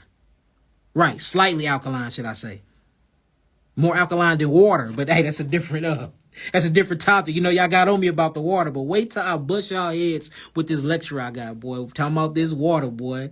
See, new thinkers being at the forefront of knowledge and information, we always get ridiculed first. I don't be on here complaining or sounding bad. I be on here embracing it. When y'all be seeing my long statuses, I'm not depressed. I'm not depressed at all. I am on this mug. I'm congratulating myself and just showing y'all, like, look, even though they ridicule me, they blowing me up, they talking about me on every airway, I got way more lovers than haters, y'all. I got a following that is, I mean, amazing. So I get way more love than hate, family. I just like pointing out the hate to show y'all that this what comes with the job. And I want to show y'all my resilience, my relentless work ethic, and I never give up. So I'm on here when I'm talking, I'm not complaining. I'm just showing y'all, look, take all these fiery darts, keep your chin up, keep studying, and keep changing lives. That's all it is, family. That's all it is. Never complaining, not depressed about none of that. I can care less about what people think about me. You know what I'm saying? I was born and created to do exactly what I'm doing right now. And that's to go against the grain, to go against the textbooks, to go against the colleges, to go against the curriculum, because it's all lies and it was all built off of evil intentions and to create you to be a human damn battery, or what you would call a slave. So that's the end game for y'all. If y'all don't stand up right now and fight back and start thinking outside of the damn box and quit believing everything you hear just because a so-called doctor and scientist said it. You better get out here and get in this field and get your hands dirty. You will see that most of the things they say, like 99.99, is bullshit. I'm talking about flat out bull crap. And once you really understand the body, human analogy, spirituality, and you have a sense of spiritual discernment, you be like, damn, everybody faking it. Even those who I thought real is faking it. Everybody faking it. It'll blow your mind out here, man. Really will. But anyways, so I got a paper written down for y'all. So as we can see, what actually breaks down homocysteine, which is what's causing the heart failure and causing everything that we're going through, is actually the lack of vitamin B12 and vitamin B6 and folate. So I wrote down a few things that y'all can get. And these are natural plant, look, that has more B12, that have more B6 and folate than meat. But don't nobody tell you that, though. If you Google it, the first thing they're going to say is you get your B12, your B6s, and your folate from meat. But checking these things, reading and studying and researching, you actually get it more from what they eat. So you got to ask yourself, what did the animal eat to get his B12? Because you eat the animal to get B12. You eat the animal to get B6. You eat the animal to get folates. What the hell did that thing eat to get his B12, B6, and folate? Simple stuff that you just got to start asking yourself. First one up is alfalfa sprouts. Alfalfa sprouts. Some of the highest levels of B12 and B6. And what you would call proline or hydroxyproline or proline. And this is what actually makes your B vitamins. Another one is mushrooms. Y'all want some B12? Get on your mushrooms. The mushroom mycelium kingdom is amazing when it comes to the human body and getting all these vitamins in. Because the mycorrhiza and the mycelium network, they just networking and connected plant roots together. So they just grabbing up all this shit from the soil and they helping exchanging it to all the plants. So if you really want to get some B12, some B6, some folates, the mushroom kingdom. Portobello mushroom. Make sure that you cook the portobello very, very good, though. I said it backwards the last time. Forgive me. I'm not perfect all the time. I'll be excited. Half of these damn words I can't pronunciate anyway. I ain't trying to pronunciate them. I like, you know what I'm saying? I go with the flow with things. But y'all know what I'm talking about. If y'all look them up, y'all say, oh, that's what Yaki was trying to say. I see it now. You see what I'm saying? I'm not here trying to be perfect. I'm here trying to show y'all that we are generational curse breakers. We are true healers of ourselves. And by us healing ourselves, we can be a light and example to the world for everybody else around us can heal themselves. I'm here to unify the people, unify the conscious mind, for we can fight back this big ass devil, y'all, because we are up against some shit that you can't even fathom. The more I study and research, I'll be like, ooh, we is in an ugly world and y'all are very, very, very, very unprepared. So Dr. Yakai Rapha Elohim is just here to prepare you. That's it. And that's because I love you. That's because I love you. Sexy Red from your neck of the woods. Yeah, she from right around the way. All right. So alfalfa sprouts, avocados. Avocados is full of proline and hydroxyproline. Legumes, your lentils. Red lentils, full of it. Red lentils is amazing. I can't eat lentils a lot because it bloats me bad. I don't know what's going on with my Candida albicans and breaking down lentils. My Candida albicans, my microorganisms, when I eat lentils and chickpeas, they create so much methane, I be bloated. And that's my issue now. Like, my body's looking amazing. I'm working out. I'm losing weight. But one day I look like a cut up handsome guy. And then the next day I have a dad bod and my belly bloated. So I'm working on that right now, y'all, trying to get rid of that. But I notice when I don't eat the legumes and stuff like that, I don't get bloated like that. So Yeah, what else I got written down for y'all? Cucumbers. Cucumbers are amazing for that. Cucumbers are very good. And the reason why I like cucumbers, because cucumbers help stick the actual building blocks and the collagen together, because cucumbers are full of silica. All right, so that's good. So the same thing happened to you too? I don't know what's up with that, man. I eat them beans, boy, them lentil beans and them chickpeas. I be funkerizing the world. Well, my forts don't stink because I don't eat rotten dead carcasses. But I most definitely be forting everywhere, especially at nighttime, boy. Forting everywhere. And I ain't the type of person that hold in my fort. You know, I'm into health and I'm into physiology and anatomy. I know everybody fort, everybody pee and poop. You can be the baddest broad, the most beautiful goddess on this earth. Chocolate, melanin, popping, body curves, hips, all of that. Your ass still gotta go sit on that toilet and poop out some turds. So so when it come to me, I don't be hiding forts. You fort just like you just shy. I know what's going on. I'm not finna have this combustible methane all in my body, messing up my cells, walking around trying to let it out like it's air. Nah, I got a fort. Excuse me. You know what I'm saying? I'm not finna be doing all of that. Anyway, tomatoes. Tomatoes are good. They are high in lycopene. Not only is they high in lycopene, but lycopene actually help protect plant protein. So if you eat tomatoes and if you eat cucumbers, they help protect plant protein. If you're protecting your plant protein or complex amino acid structures from your plants, then you won't even have to even be thinking about the so-called meat protein that's already used anyway. She said, I'm shy. Yeah, I know. Yeah, most definitely. Yeah, I always do cucumbers with no skin. For those that want to do cucumber with skin, I just suggest that you turn it into a smoothie, put it into a blender. That way you can at least cut up the cellulose and you'll be able to uptake it. All right, people that's been eating cucumbers with skin their whole lives and never had no issues, hey, keep eating them. I'm not with the technical stuff no more. I'm not. Some things work for some people that don't work for other people. I am a firm believer in that. I've been saying that for the last 10 years. You know, some things work for some people that don't work for other clients. I literally have seen that. I told people do not eat bananas while they're fasting. One person ate bananas while they fasting, almost killed them dead as a doorknob on these herbs. It shot up their blood sugar and everything. The other person, she got healed. She had HSV. She was healed in like 46 days. Same thing with green juices. Not green juice, but grape juice. A man had cancer and he had diabetes. You know, we was juicing a lot of people on grape juice. Man, this grape juice shot his sugar through the roof. I've been telling people don't do grape juice for the last 4 years now because of that. You know what I'm saying? But other people was on the same grape juice, doing the same diet, and they was cool. So, you know, you got to learn. It's an art to healing. Everything ain't going to be the same with each individual client. It's not. It's not. So if the celery with the skin on been working for you, hey, have at it. If it ain't been working for you, like it don't work for me and 100 of my other clients, then keep the skin off. When I'm telling you things, I'm speaking for the majority of melanated people. I'm not speaking for those anomalies, those 1 out of 10,000 that it didn't happen to. I'm speaking to the majority where these things happen. You know what I'm saying? So that's what I speak from. Another one is berries, antioxidants. Antioxidants is always good. I speak about the berry kingdom all the time, the anthocyanins, the colors of them, these different pigmentations, which is nothing but plant and fruit melanin, by the way. These are different carbons. The carbon is getting hit by the sun rays or the light spectrum differently, so they give off a different hue. You see that? But these things are amazing for your B12s, for your B6s, and for your folates. All right. Now, if you're on a meat diet and you're addicted to the meat, and say if you're eating them on your plate every day, cut out breakfast. Cut out breakfast completely. That's your first step. Just cut out breakfast. Eat your lunch and dinner.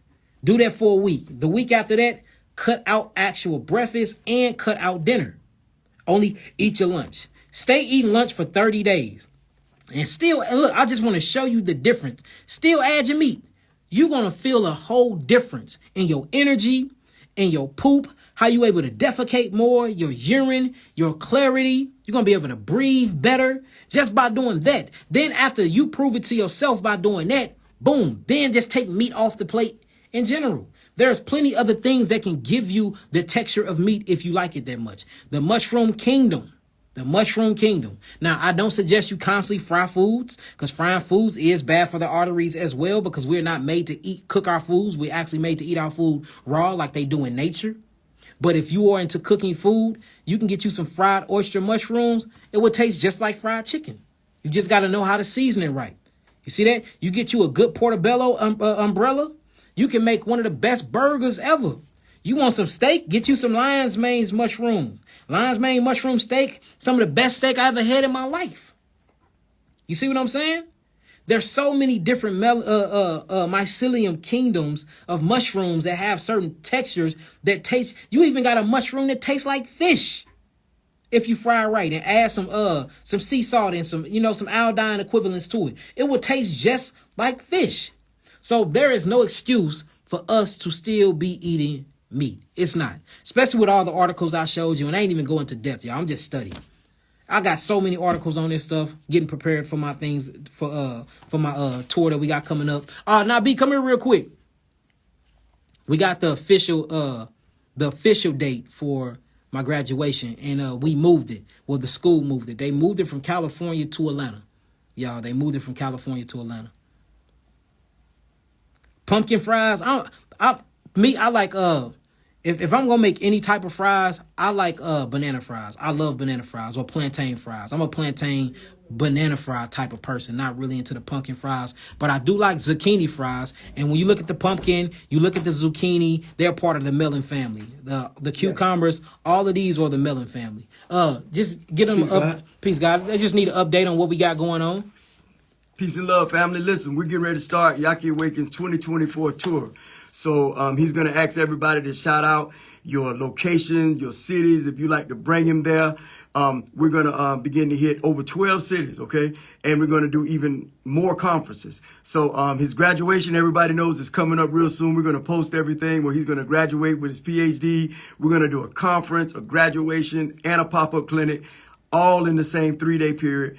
Right in the same city. We're going to tell you all that. We want to get the exact times, the exact dates. So anybody But we know for a fact it's going to be in Atlanta. We know for a fact it's going to be in Atlanta. So it ain't going to be in Cali no more. They end up moving it. They moved it to the graduation to Atlanta for the 2024 class. That's right. That's right. So that's that. I mean, you want me to keep going, God, or you just talking about the tour? Okay. Yeah, don't tell him too much. All much. right. Yeah. Okay. Then. Yeah, we got so much going on. But listen, y'all, please, after that, when he ends up, shout out your city. Shout out your city. If you want your city to host one of Yaki Awaken conferences, we want to know about it. All right. Peace. Thank you, Nabi. But yeah, y'all. So I guess he got the date, but it ain't confirmed because he told me the date earlier. Yeah, I did, but I just want to get one more. Yeah, so I ain't gonna tell y'all the date. We tired of giving y'all dates, y'all. I be giving y'all. I know y'all be like, y'all key ass be lying. I promise I don't be. Things just be changing up so much, y'all. So much. All right, look, y'all can call in. Any questions y'all got, y'all can ask. But that's what y'all need to do, y'all. And if anybody suffering from any type of kidney diseases, parsley is very, very good for the kidneys. Cilantro is good for getting metal out of the kidneys. Cleaver's leaf is very good for cleaning and sweeping out the nephrons. Plantain leaf is good for getting all the lymphatic and the interstitial fluids of the kidneys cleaned out. Or you can go on my site and get my kidney and adrenal kit. Anybody that need to cleanse their blood, burdock root is very, very good for the blood. Yellow dock is good for the blood. It actually binds to these chemistries that's not supposed to be in the bloodstream and move it to the lymphatic system. Hydrangea root break up any type of solidification or calcification. So when we're talking about how calcium goes into the arteries and solidify or crystallize on top of that mucus, the good thing for that is hydrangea root. You see that? A good thing for that is hydrangea root. And red clover blossoms, not the leaf of the red clover, but the actual red clover blossom flower is very, very good to cleanse the blood. It actually cleanses the blood better than burdock, y'all. But burdock is good because the burdock cleanses the blood and the liver simultaneously. So if you need to cleanse your blood and get your blood from all those obstructions and thin that blood out a little bit so you can bring down that hydrostatic pressure or that oncotic pressure, those herbs I just said.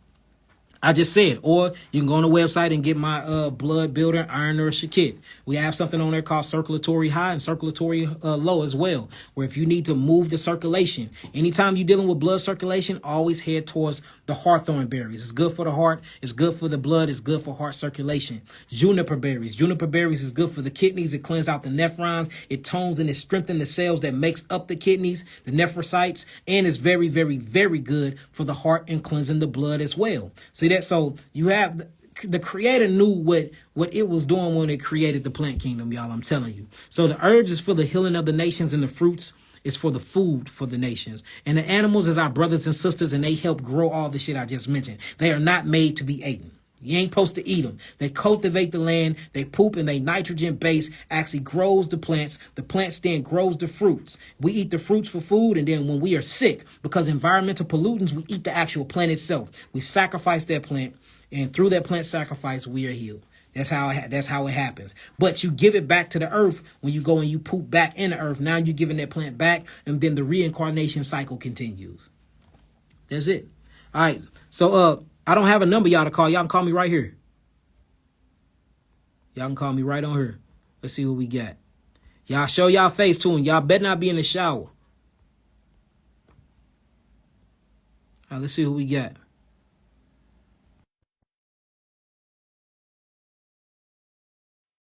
When you drink coffee, your energy, coffee is super bad for you. Coffee is a stimulant. For real. Coffee is a straight stimulant. So I wouldn't recommend nobody to drink coffee. Peace to you. How you doing? Blessings to I'm you. doing well. How are you? Who was that in the background? They just gave me the two fingers. That's my What's up, son, man? Father. Peace, God. How you feeling? All right. Okay, so I have a few questions. So I've already been writing down my little notes, and I've already ordered my tooth restoration powder. Okay. So my thing is Hold on. heart palpitation.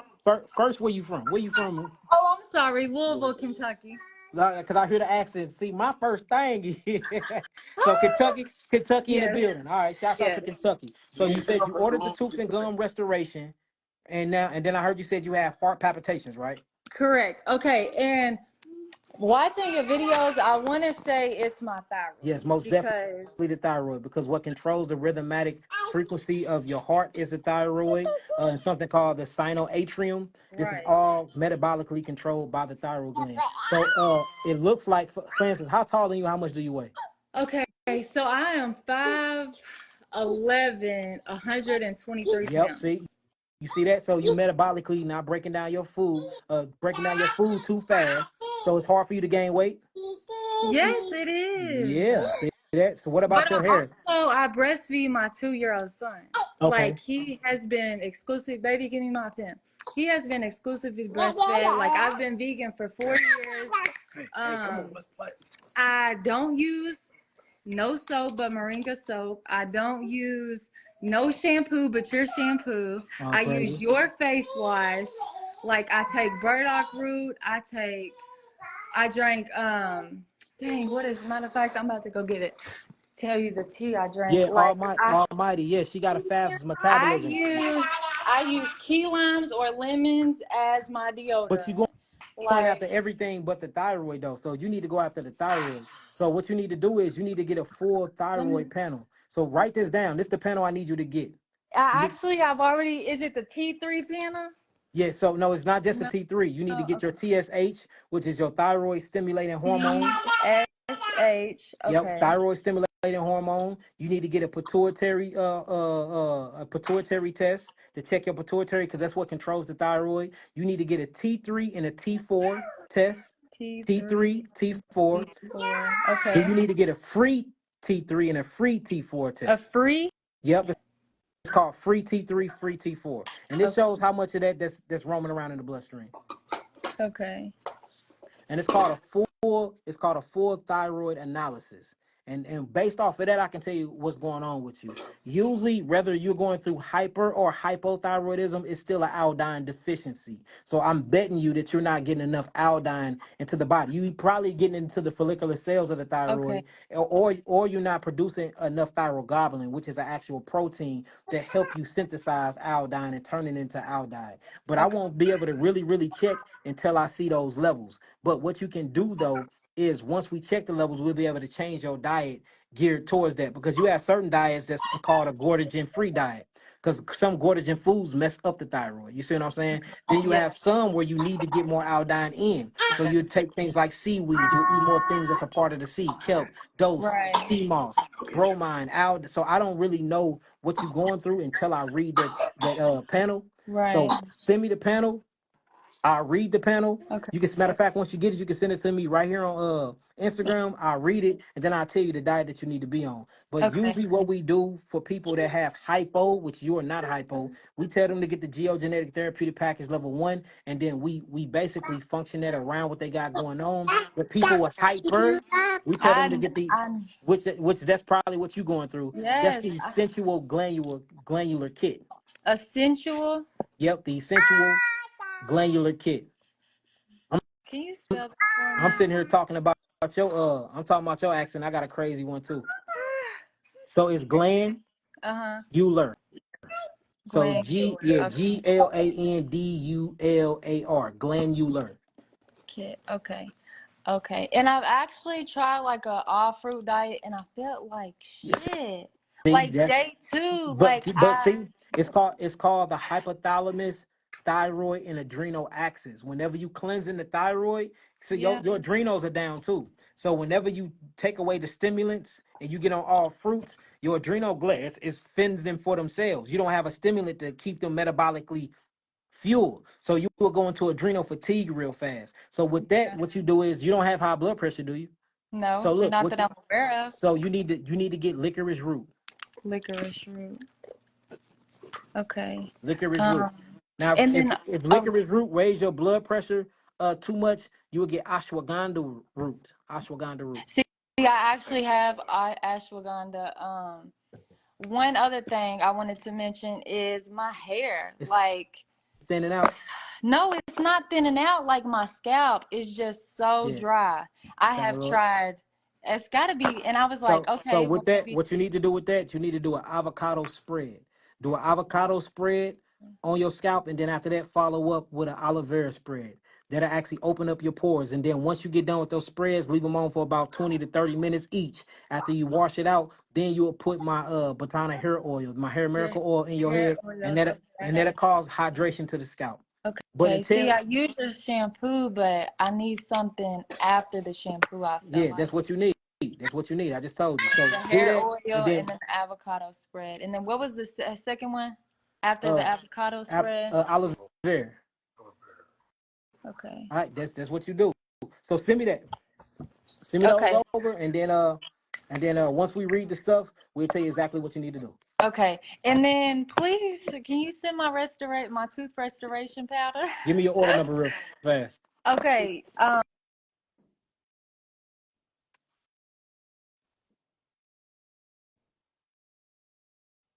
You going out? All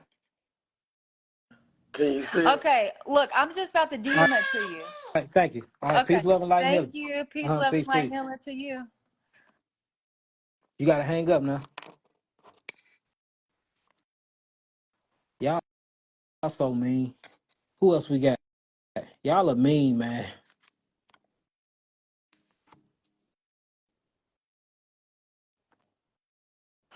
Why are y'all so mean? Oh, oh snap! Peace, What's going on, peace, good peace, brother? peace, peace. I Hold on, can't see your face, I'm, turn, brother. I'm turning around real quick. All Peace, right, what's peace, going on, God. man? How you feeling, man? I'm feeling good, man. I don't how you doing, man. Can't complain, brother. I've been What's your following name? Where you from? you. My name is Dale. I'm from Flint, From Michigan. Flint, Michigan. How's that water out there? Did they fix that water, man? Man, no. They working on it, man, but it's all over the place, brother. To be all honest with you, get out the way of this light. Okay. It's all over the place, man. So, um, yeah. What's going So, on with you? Talk to me, brother. um, well, actually, as of right now, I'm actually. You said something about bloating. I'm dealing with that right now as well. Um, I bloat a lot. And second of all, I don't know if I'm retaining water or not. I don't have any swelling in my feet or anything like that. But I'm not urinating like I used to. But I went to the doctor and my GFR is like a 102. 102. Um, Okay. yeah, creatinine was down to 0.98. I did take a lot of meat out of my diet. I've been transitioning from it, and That mean I, your I got what's to. what's your buns number then? Huh, let's I think it do this. was Let's a start. Let's do it one at 13. a let's do it one at a time. So the Yes, first sir. thing you said, you're bloating. So what is your average? What do you eat averagely? Usually you see a bunch of bloating is when you have a bunch of candida, fungus, or leftover unutilized sugar in the gut.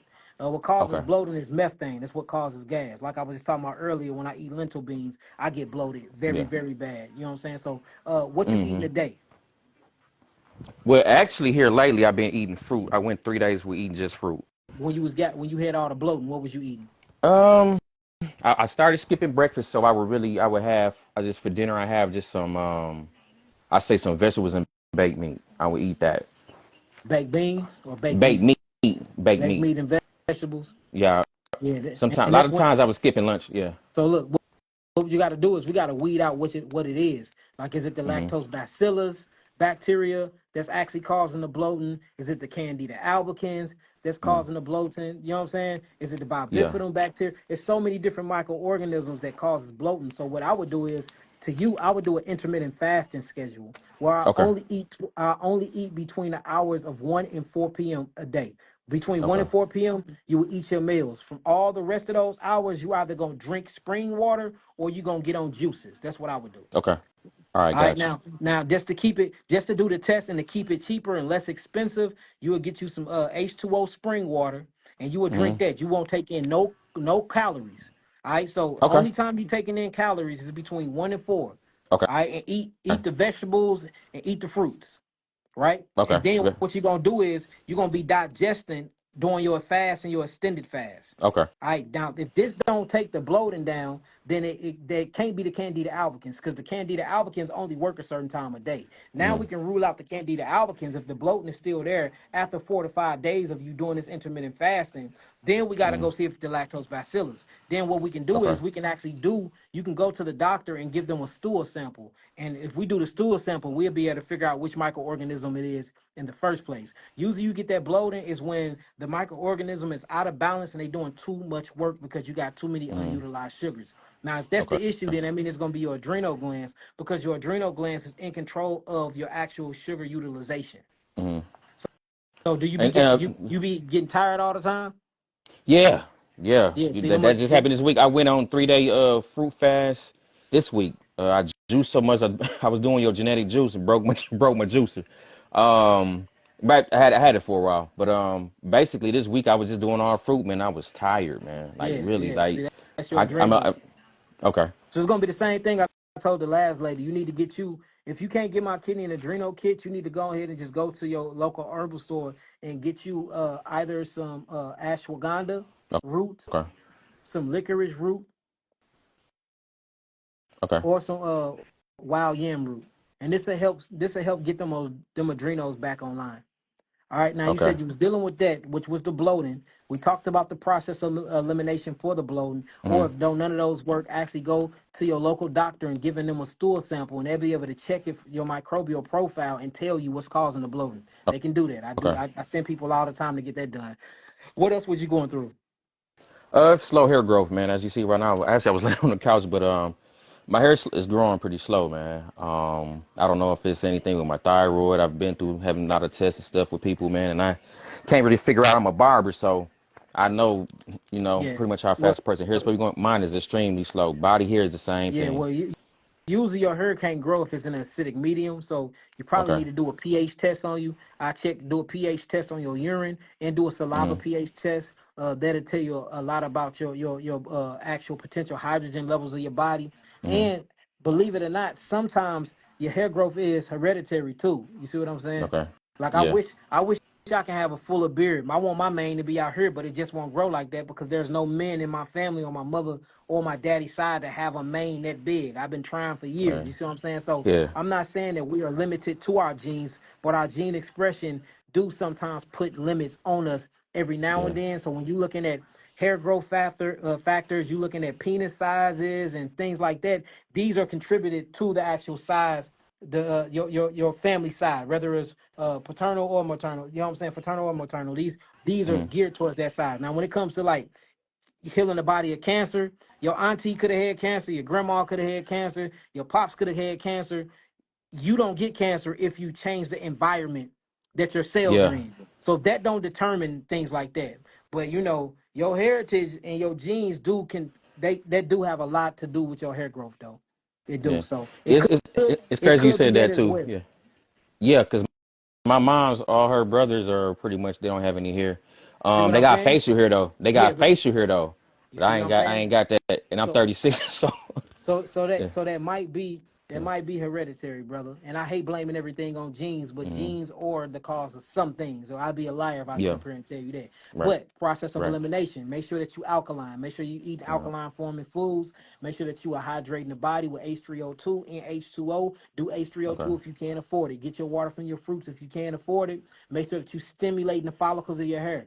Stimulate okay, them. Get you a hard bristle brush and brush your hair. Do it in swirls to stimulate those follicles, and make sure that you washing your hair and you keeping your pores open, but keep it moist as well. And you should get some hair growth. If not, then it's definitely the genes, brother. Blame it on the genes. okay. Got you. But like also just my top of my hair, also my body hair is doing the Yeah, same thing. yeah, but see, mostly Yeah. if you're usually when you naturally can't grow hair on the outside of your body, you can't grow hair on the inside of your body as well. So I would be Okay. worried more about that because, like for instance, you have these little villi hair follicles that's in your intestines that help you move your food to your duodenum. You see that? You hear Yeah. by the way of hair that's in your ears. How you smell, this has something to do with the hair senses that's in your nose. So hair is an extension of your nervous system. It's way more than just aesthetic look. That actually it protects you and it actually conveys with the external environment and bring back certain different neurotransmitters to tell you how to interact with your external environment. So usually people that have Okay. hair that don't have hair on the outside is lacking hair on the inside as well. And hair is a major function to your internal organs as well. So I want you to look Okay. up that and Got have you. a hard time growing hair, have a nervous system problem. But we already talked about your autonomic nervous system and how your adrenals ain't responding right, and that's the reason why you was going through adrenal fatigue. Yeah. Yeah. Most definitely, because I definitely got tired, man. But I got you. I'm gonna go. I think I got ashwagandha upstairs, but I'm gonna definitely get these one of these other two as well. Lastly, too, man, I want to say this, and I don't want to hold nobody else up. Now this is what I noticed. I ended up getting on blood pressure medicine a year or two ago. I winged myself off, but then my mom, she got sick, so I ended up getting back on it. But I don't have to take a full dose or anything. I'm pretty much detoxing to get off of it. But Because see, my mom had that's breast your cancer. kid. Yeah, That's your kidneys and your adrenals, though, bro. yeah, Like when you look at your yeah, blood pressure, the top number is called systolic. That's supposed to be 120. That's your yeah. adrenal glands. The bottom number is diastolic. That's your actual kidneys. You see that? That's supposed to be between 70 and 80. So if you have hypertension or high blood pressure, that's showing you right now that your kidneys and your adrenals are obstructed. So you Okay, really need to focus on healing the kidneys and the adrenals. And if that okay, hydrostatic or that oncotic pressure is high, it will cause acids to form in certain places that will interrupt hair growth. Because most of the okay. energy will go towards trying to level out or balance out the hydrostatic pressure, you know what I'm saying, or the oncotic pressure, and it won't go towards neutralizing, giving the cells their nutritional values to even for you to even grow hair. So I think you need to focus on them kidneys and the adrenals first, for real. Okay. And this I makes finna sense do that. about what you said about retaining water too. Yeah. This will go back to And the that. thing about What? Yeah, the thing about it, I'm not swelling or nothing like that. I used to drink a bottle of water and had to pee back out in 15 minutes. Now it take me almost an hour or two to urinate. Yeah, So but that's yeah. because that's because you're dehydrated. But if you Okay. look at high blood pressure is what causes dehydration though. And that's what Oh. caused the brittling or the hardening of the actual artery walls or what you would call the vascular system. So hydration Okay. plus damage to the kidneys and adrenals will cause hypertension. So Got so you. that so you need to drink more water. So if you're drinking only 32 ounces a day, you probably need to skip it up to about 55 ounces a day. I can do that for Yeah, and sure. if you see any swelling in your lower legs or edema coming in, go back down to like 42 ounces because that means the kidneys are more obstructed than we thought. What I Okay. recommend you do though, go on that website. You need the kidney and adrenal kit, man. Okay. The kidney and I'm adrenal getting. kit. That'll Okay. cleanse out your kidneys, get your adrenals back online, take away a lot of that hydrostatic pressure, and change that diet up. If I was you, I'd do it on an all fruit and vegetable diet, brother, and you would look up and you won't have it no more. I had high blood pressure. I was taking high blood pressure for 5 years. My penis couldn't even get hard, brother. Seriously, that's how much I was messing with my blood circulation. Then I ended up getting a heart attack. I ended up attacking my heart at the age of 21. So Man, I was I've been on. watching you for a while, brother. I want to tell you something, man. How you helped me. My mama had breast cancer, so that's why I got off the blood pressure medicine, got back on it. But she had breast cancer. It was hard to keep her on just all fruits, but we had got a plan. And I put her on all fruits. Kind of got some of your herbs from Well, I seen some, what you were talking about, some of your videos. You had one young lady that you hit her breast cancer, and I got on all fruits, man. When she went back, her CA128 was like in normal range. See, It was benign when it came see, to you, bro. So I can't wait to tell I'm my gonna give you an brother. air dap on that. I'm gonna give bro, I'm Yeah, gonna for give you an sure, air for dap sure. straight up. See Yeah, that, but look, you healed your mother of breast cancer with the information. You took the yeah, information, you applied it, and boom. yeah. You see what I'm saying? Like, and that's all I be asking people to do instead of like clowning me or because I know I can sound crazy because it sounds taboo, but just apply the information. And if it don't work, then call me a liar. And I see you Right, right. tried it, so man, hey, I appreciate you Man, for I've that. been Now you just gotta following you for a long time, you man. gotta For real, you the do truth, it on brother. yourself now. No, now it's Yeah, time for you to apply these things for yourself, yeah, brother. yes, sir. I got you. I'm gonna do it, man. All right, so yep. Definitely. Kidney and adrenal kit, all fruit and vegetable diet. You can cook your vegetables, but eat your fruit raw. But you still can cook your vegetables. Kidney and adrenal Okay, kit, and increase your liquid intake to about 55 ounces of liquids a day. If you can, do half H3O2, which is water from your fruit, and then the other half do H2O. That way you ain't spending that much money on them fruits. I got you. I can do that. All That's right, my easy. brother. I'll All right, talk man. to you soon, King. All God right, peace bless you, to man. you. Thanks, man. God bless you. Yes, sir. Peace. Yeah. You see this that little X in your top? There you go. You see that, y'all? When you listen to the information, you buy the herbs and you apply them. He bought the herbs. He listened to the information. Mama don't got cancer no more. It be that simple. And that's why you see we got all these cancer testing here, especially breast cancer. Whether we talking about triple negative invasive ductal carcinoma, whether we talking about HER2 positive, we see a bunch of these paperworks coming in where they was clinically diagnosed with cancer, and then all of a sudden they go on the geogenetic therapeutic package, or they start listening to the actual diet program, and then boom, they don't have it no more.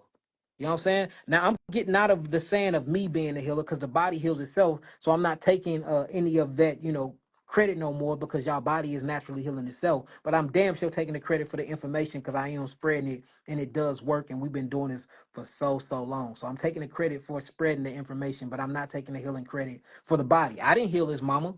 I didn't go, he went and bought the herbs off the site. He went and got the diet and he helped her facilitate, but he didn't heal his mama either. Guess who healed his mama? His mama body healed herself because your body is uniquely, miraculously, intelligently made.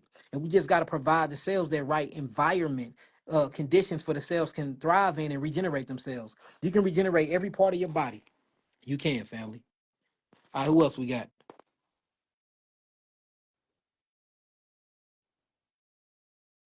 Who else we got? Let's see. I'm gonna do a couple more, y'all. Peace, peace. Hi, good night. How are you? I'm doing good. How you doing? I am great. So, I ordered a bunch of stuff off the site. I'm waiting for them to come. What But you order? um, A bunch I of stuff. yeah, a bunch of stuff. I did email and email you guys emailed back and told me just wait a little longer and Okay. it will come. And I said okay. But so the issue I'm having is that I've been a hairstylist for over Oh, 18 years, right? okay. Uh-huh. And like I notice now I eat pretty good. I'm on a 40-day fast now. All praise. I'm drinking your juice that you All recommended. praises. I'm doing that and I'm off the fast in 10 days. But like my body is not that this is not the fasting is not the issue at all. It's been an issue for a long time because I've been standing up for a long time because I work Hmm. long hours. So my hip hurts, my arm right here, like it just started hurting from last week, but tonight, not tonight, but like maybe like all week, it's been hurting so bad I can't lift my right hand. I can't do anything with my right hand. Do it hurt as in like stiffness, pins and needles? Do you feel numbness? I feel like I feel like there's pins in there poking Yeah, me. pins and needles. Okay, so Yes, it sound to me, and then so it sound like to me, you standing on your bones like that for 18 years. You probably caused some type of bone obstruction or right, skeleton obstruction, and then you right, usually see people that work on their feet a lot. They develop something called neuropathy. right. So I'm wondering if you're going through some type of neuropathy or arthritis. But all these things happen from acids though. So diet plus standing all day and not do you stretch or you into yoga? I See, don't. so I so don't. it sounds like I'm gonna be honest with you guys. I don't think I wouldn't blame everything on your diet for this one. This Hmm. is more of a posture and movement issue. Right. I think that you need to correct your posture and you need to move more. You need to make sure that you're walking more and that you're stretching more and hydrating more. See, Right. I'm not here to sell herbs. Now, what Hmm. the herbs are going to do, the herbs are going to help you get rid of the acids that you have metabolically built up in your body. Hmm. But if you go back to standing without moving throughout the day again, it's going to happen again. So I Right. suggest you do this. This what I would do every morning when I wake up. I wouldn't eat anything. I will always skip breakfast, and I would drink at least 12 ounces of water, spring water or some hydrative juice, Okay. something like coconut water or Hmm. cucumbers. Right after you drink that, you need to go immediately into what you would call stretching. I have something. I have a stretch for you that's very, very good for you. It's called the five Hmm. rights. I'm gonna show it to you real quick, and you Okay. do this every morning. I'm gonna Google it for you, and I'm gonna let you look it up. Okay, great. Here we go, right here. Let me see. The five rights. This did my body so good. Um, so five. So write that down on your paper. The five. Hmm. Start this soon as you get up. Okay. All right. So here go the five rights right here. Let me turn my screen around real fast. So you see that? This is the five rights. It's Right. 5 minutes, The five Tibetan rites are a system of dynamic asana exercises. and they just show you how to move your body. Hmm. The five Tibetan rites are a system of Tibetan rites are often See that? And they just show you how to move your body. They do a downward dog stretching because you standing on your feet. That's automatically lower back compression. Yeah. So you're gonna have to most definitely get all of that pressure off your back. You see what I'm saying? Right. You Right. want to Right. stretch your legs. You need to move your ligaments, and you just need to move your ligaments and rotate your body more. It just sound like Right. that you stiff and you becoming acidic, and that's messing with your circulation, and it's Right. causing your nervous system not to communicate with the rest of your cells in your Right. body. That's the tingling sensation, the pins and needles. Like even with that, just warm that area up tonight. Stretch your arm. Make sure you do some shoulder rotating exercises, and then drink. Yeah. Make sure you hydrated, and that'll go away. Right. But you just sound Yeah. like you sound like you becoming stiff, and you don't want to solidify like that. No, because I have a lot more time to do some more hair, so I don't want to like go out like that. I had to cancel every appointment I had this week. It was terrible. I still feel terrible right now because I have like this thing on there, and trying to like Yeah. for it to the swelling to go Yeah, down. but you need to use temperature for the swelling to go down. You need to put some ice on there. Then right after you put some ice on there, you need to Mm-hmm. come back and then you need to warm the tissue up, put a heat pad on there. And Oh, then in the okay. meantime, in between time, make sure that you stretch in that area and you hydrating so you can get some Right. actual, yes, you can get some liquid molecules into those areas. Your problem is that you lack motion. You need more motion and more movement and you need to stretch and move your ligaments. That's Yeah, all it sounds like. It sounds like that you solidifying because you're standing in one area all day and you're not moving. that's So true. you This need to one is start. this one is a hot one. I need to Yeah, do the cold yeah, you one. got to do the cold. It's Yeah. called. You have to do the alternate the temperatures. Right. That's what's gonna bring good blood flow to that Right. area.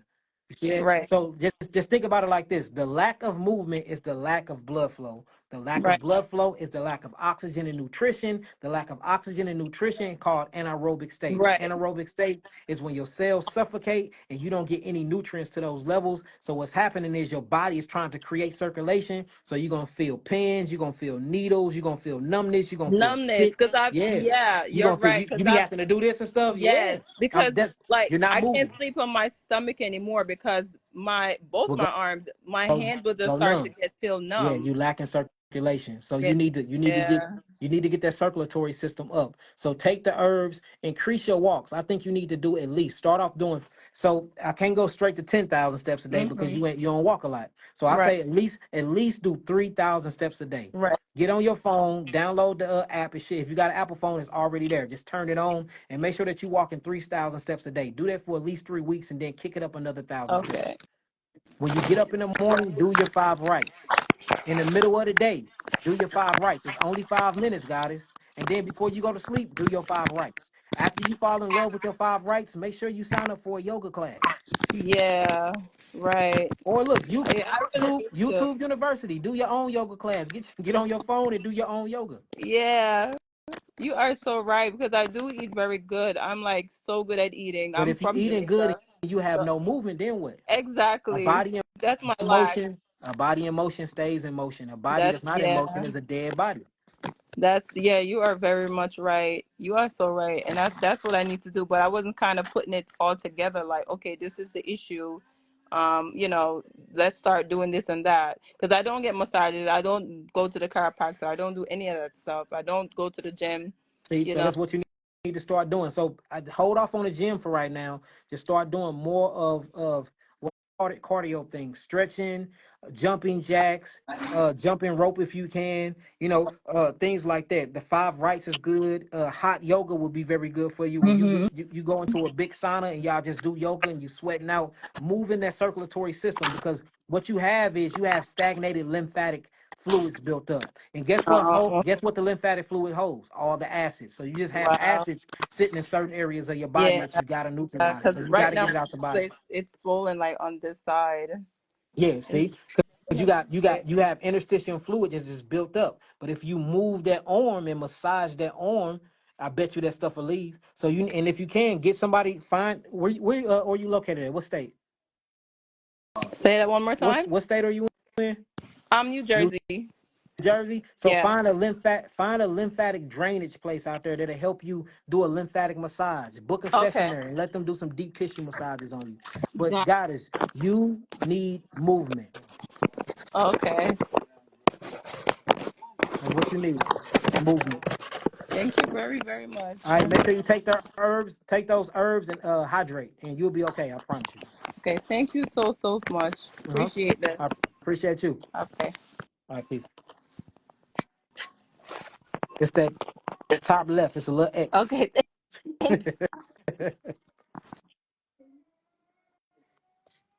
I'm finna be out there, Tali. Give me 1 second, man.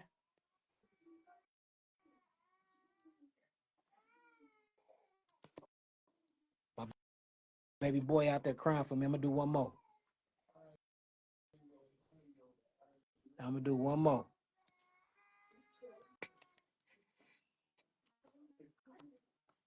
All right, I'm waiting for somebody to come in. I was gonna do one more. Peace, peace. How you feeling, goddess? I'm doing good. How are you? Oh my I'm God, I doing good. literally prayed. I prayed that you would answer. Well, God answered your He really prayers. So what's your name? Where you from? did. I said, What's your name Lord, and where please you let it from? be me. My name is Mara from Orlando. Orlando, Florida in the building. Shouts out to Florida. What you got going on? Talk to me, goddess. I was sick at the beginning of January. Some type of viral Mm-hmm. thing was going on. They couldn't figure out what was going on. They did all my tests, CBC with differential, CRP, RF. They even did autoimmune testing on me. Nothing. So did they say it was psychoimmune? They didn't say anything. They basically just said that they were going to refer me to a neurologist. So basically, I was sick, and then I took a couple antibiotics, and it caused heartburn, acid reflux, really bad. Adverse reaction, yeah. And so I went to a GI specialist. They ended up doing an endoscopy, and that came back normal. So shortly after that, which is what I'm experiencing right now, I started having, well, I'm having twitching, Mm-hmm. muscle aches really bad every single day. It's been like this for a month and a half right Mm-hmm. now. So they don't know what's Did going they on at all. check you for multiple sclerosis? I had a MRI, Mm-hmm. um, and that came back normal. That No came back lesions. normal too. It sounds Mm-hmm. like a nervous system. It sounds like a nervous system issue. More particularly an autonomic nervous system issue, especially when you get in twitching, and because this is involuntary twitching. It It's not like you is voluntarily twitching. voluntary. So any involuntary type of movements in your body without you saying commanding it to do so is always connected to the nervous system, the autonomic nervous system, or what we'll call the adrenal Mm-hmm. glands. So this is what I would like to do since everything did come back negative and they couldn't find nothing. They usually blame it on autoimmune Mm-hmm. disease. So they couldn't even blame it on that. Then they usually blame it on psychoimmune disease. So that's why they said that they're gonna send you to a neurologist. But this is what Mm-hmm. I would do. I think we need to go after the kidneys and the adrenals, heal up Okay. the kidneys and adrenals, completely detoxify the kidneys and the adrenals. And Okay. then once we do that, we go from there. Usually when you detox the kidneys and the adrenals, everything go away. So we're just gonna change your environment, put you on an all alkaline form and diet, and then I think you need to get the kidney and adrenal kit off the site and make sure that you hydrating. Are you lacking any sleep? Honestly, with the aches and twitches, I've been waking up at like every night.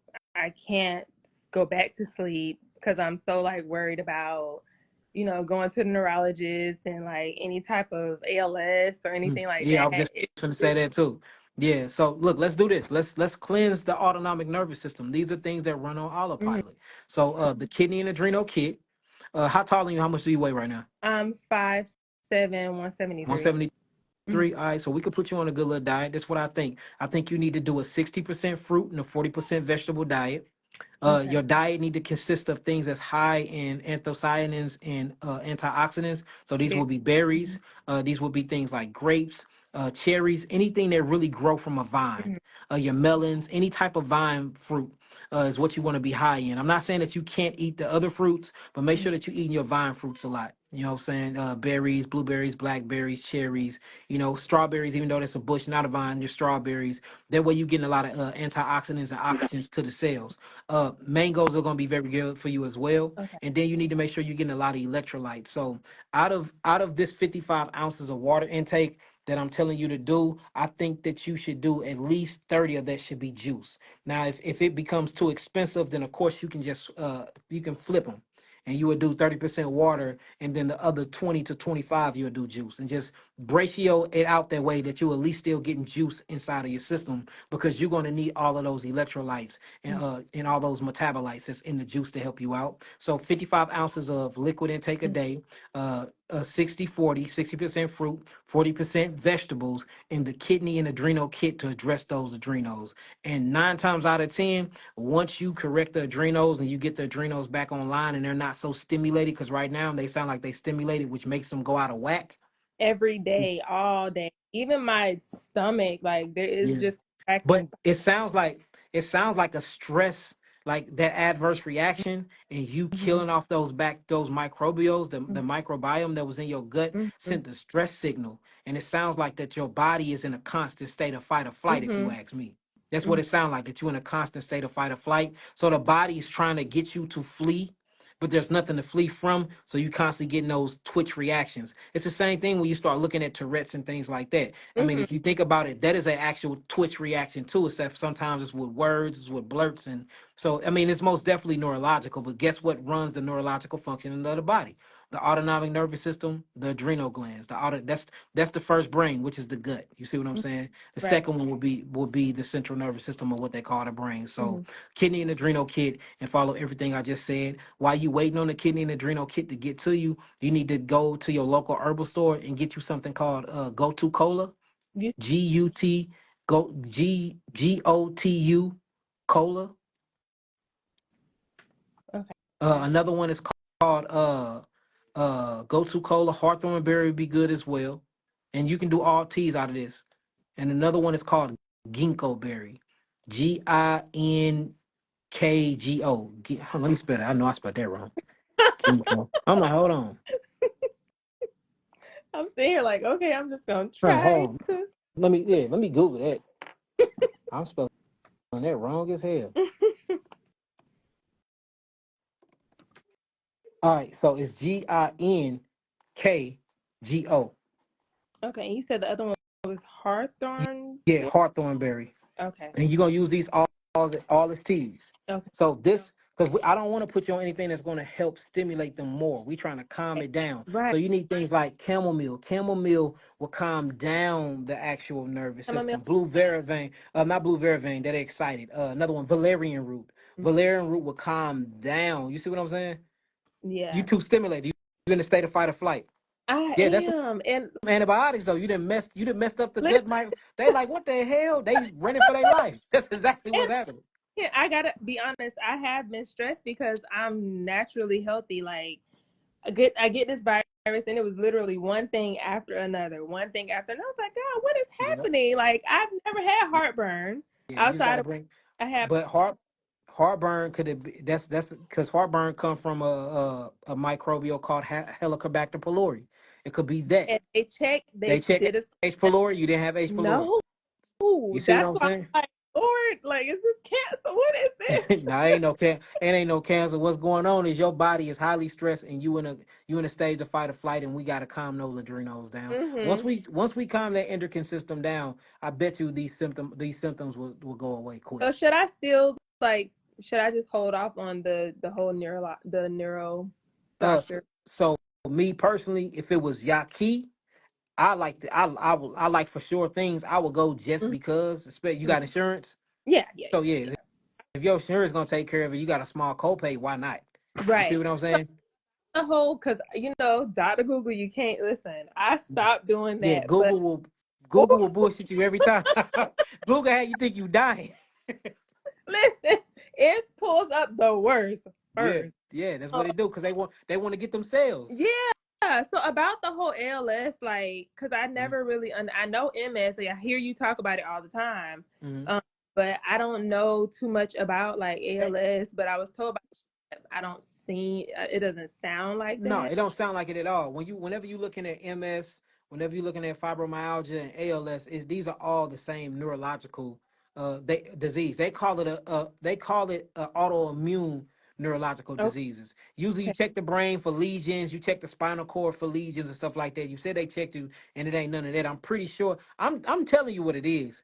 It's some adrenal glands. The only thing that was kind of off that they said that she was checking me for and like trying to bring up was my B12 because it was on a 200 and up or 200 Mm, to 1100 it was mhm. 420 something.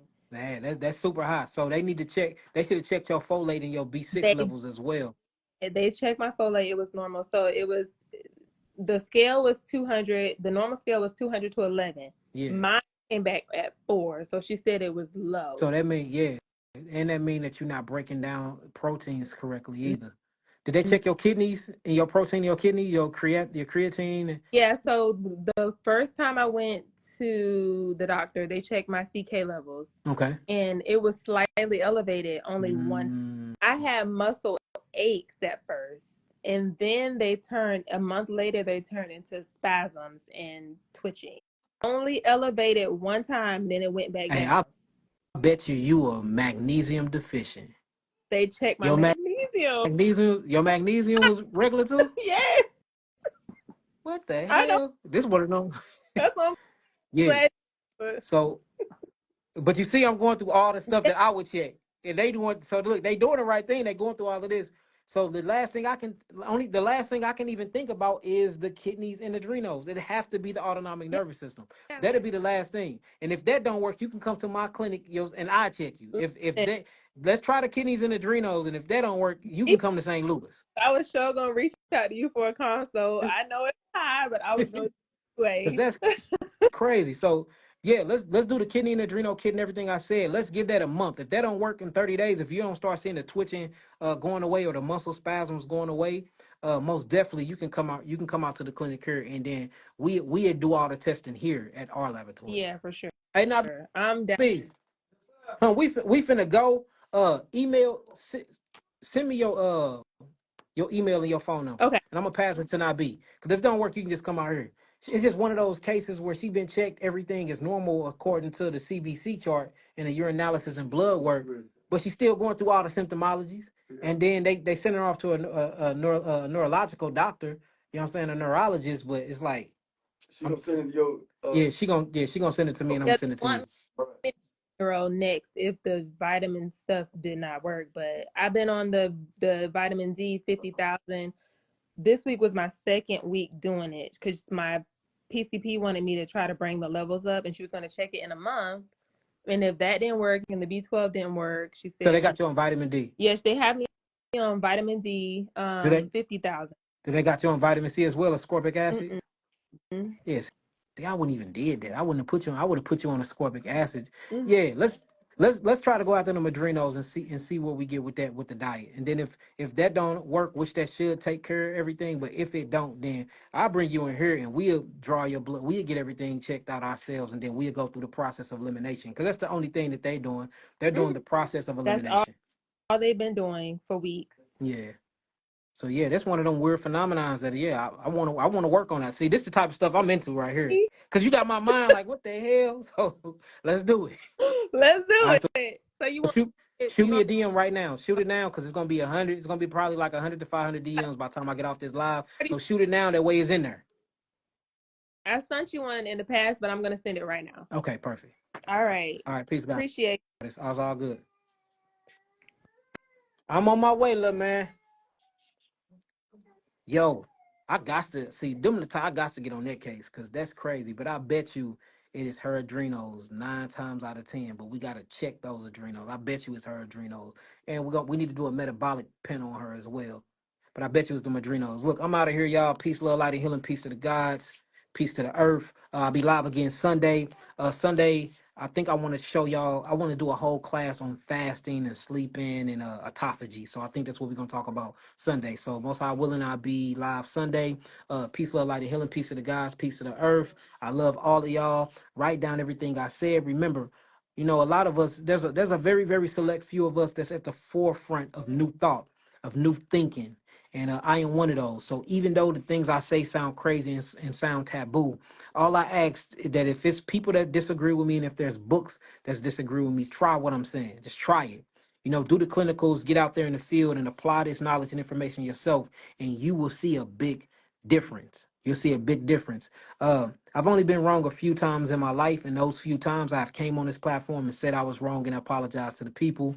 I'm not stiff necked. I'm not on the high horse. I don't have a big head. I actually have a very, very humble uh heart and a humble mentality for all the stuff I do know. I can be out here and being braggadocious, but I don't be. I'm forever a student, which is what makes me a teacher. So, you know, I say before a lot of people get on here and try to discredit me, try it for yourself. Really try it. Get in the field and try it to disprove me. Don't disprove me with other people's thoughts. Because now we just having thought wars. We don't have clinical wars. Let's get into some clinical debates, experimental debates, not intellectual debates, because anybody can sound smart.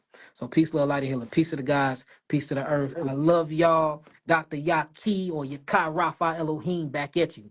We're going to get them flyers out for the graduation and for the first tour date, which is going to be in Atlanta, officially in Atlanta. We obviously I had a date, but Nabi didn't solidify, so I'll get that later on today or tomorrow. And what else? Oh, new products. The whole entire product line look different. We made some vibrant colors to it. Labels are changed, so y'all gonna see a bunch of new products coming out that look totally different. Even the 3 bitter bags different. A lot of people was jocking my labels and making their products look just like mine, and so we changed it up a little bit. So be looking for that, and the website is being updated as well. So I love y'all. Peace, love, light, and healing. Peace to the guys. Peace to the earth. Put your city down in the comments. Peace.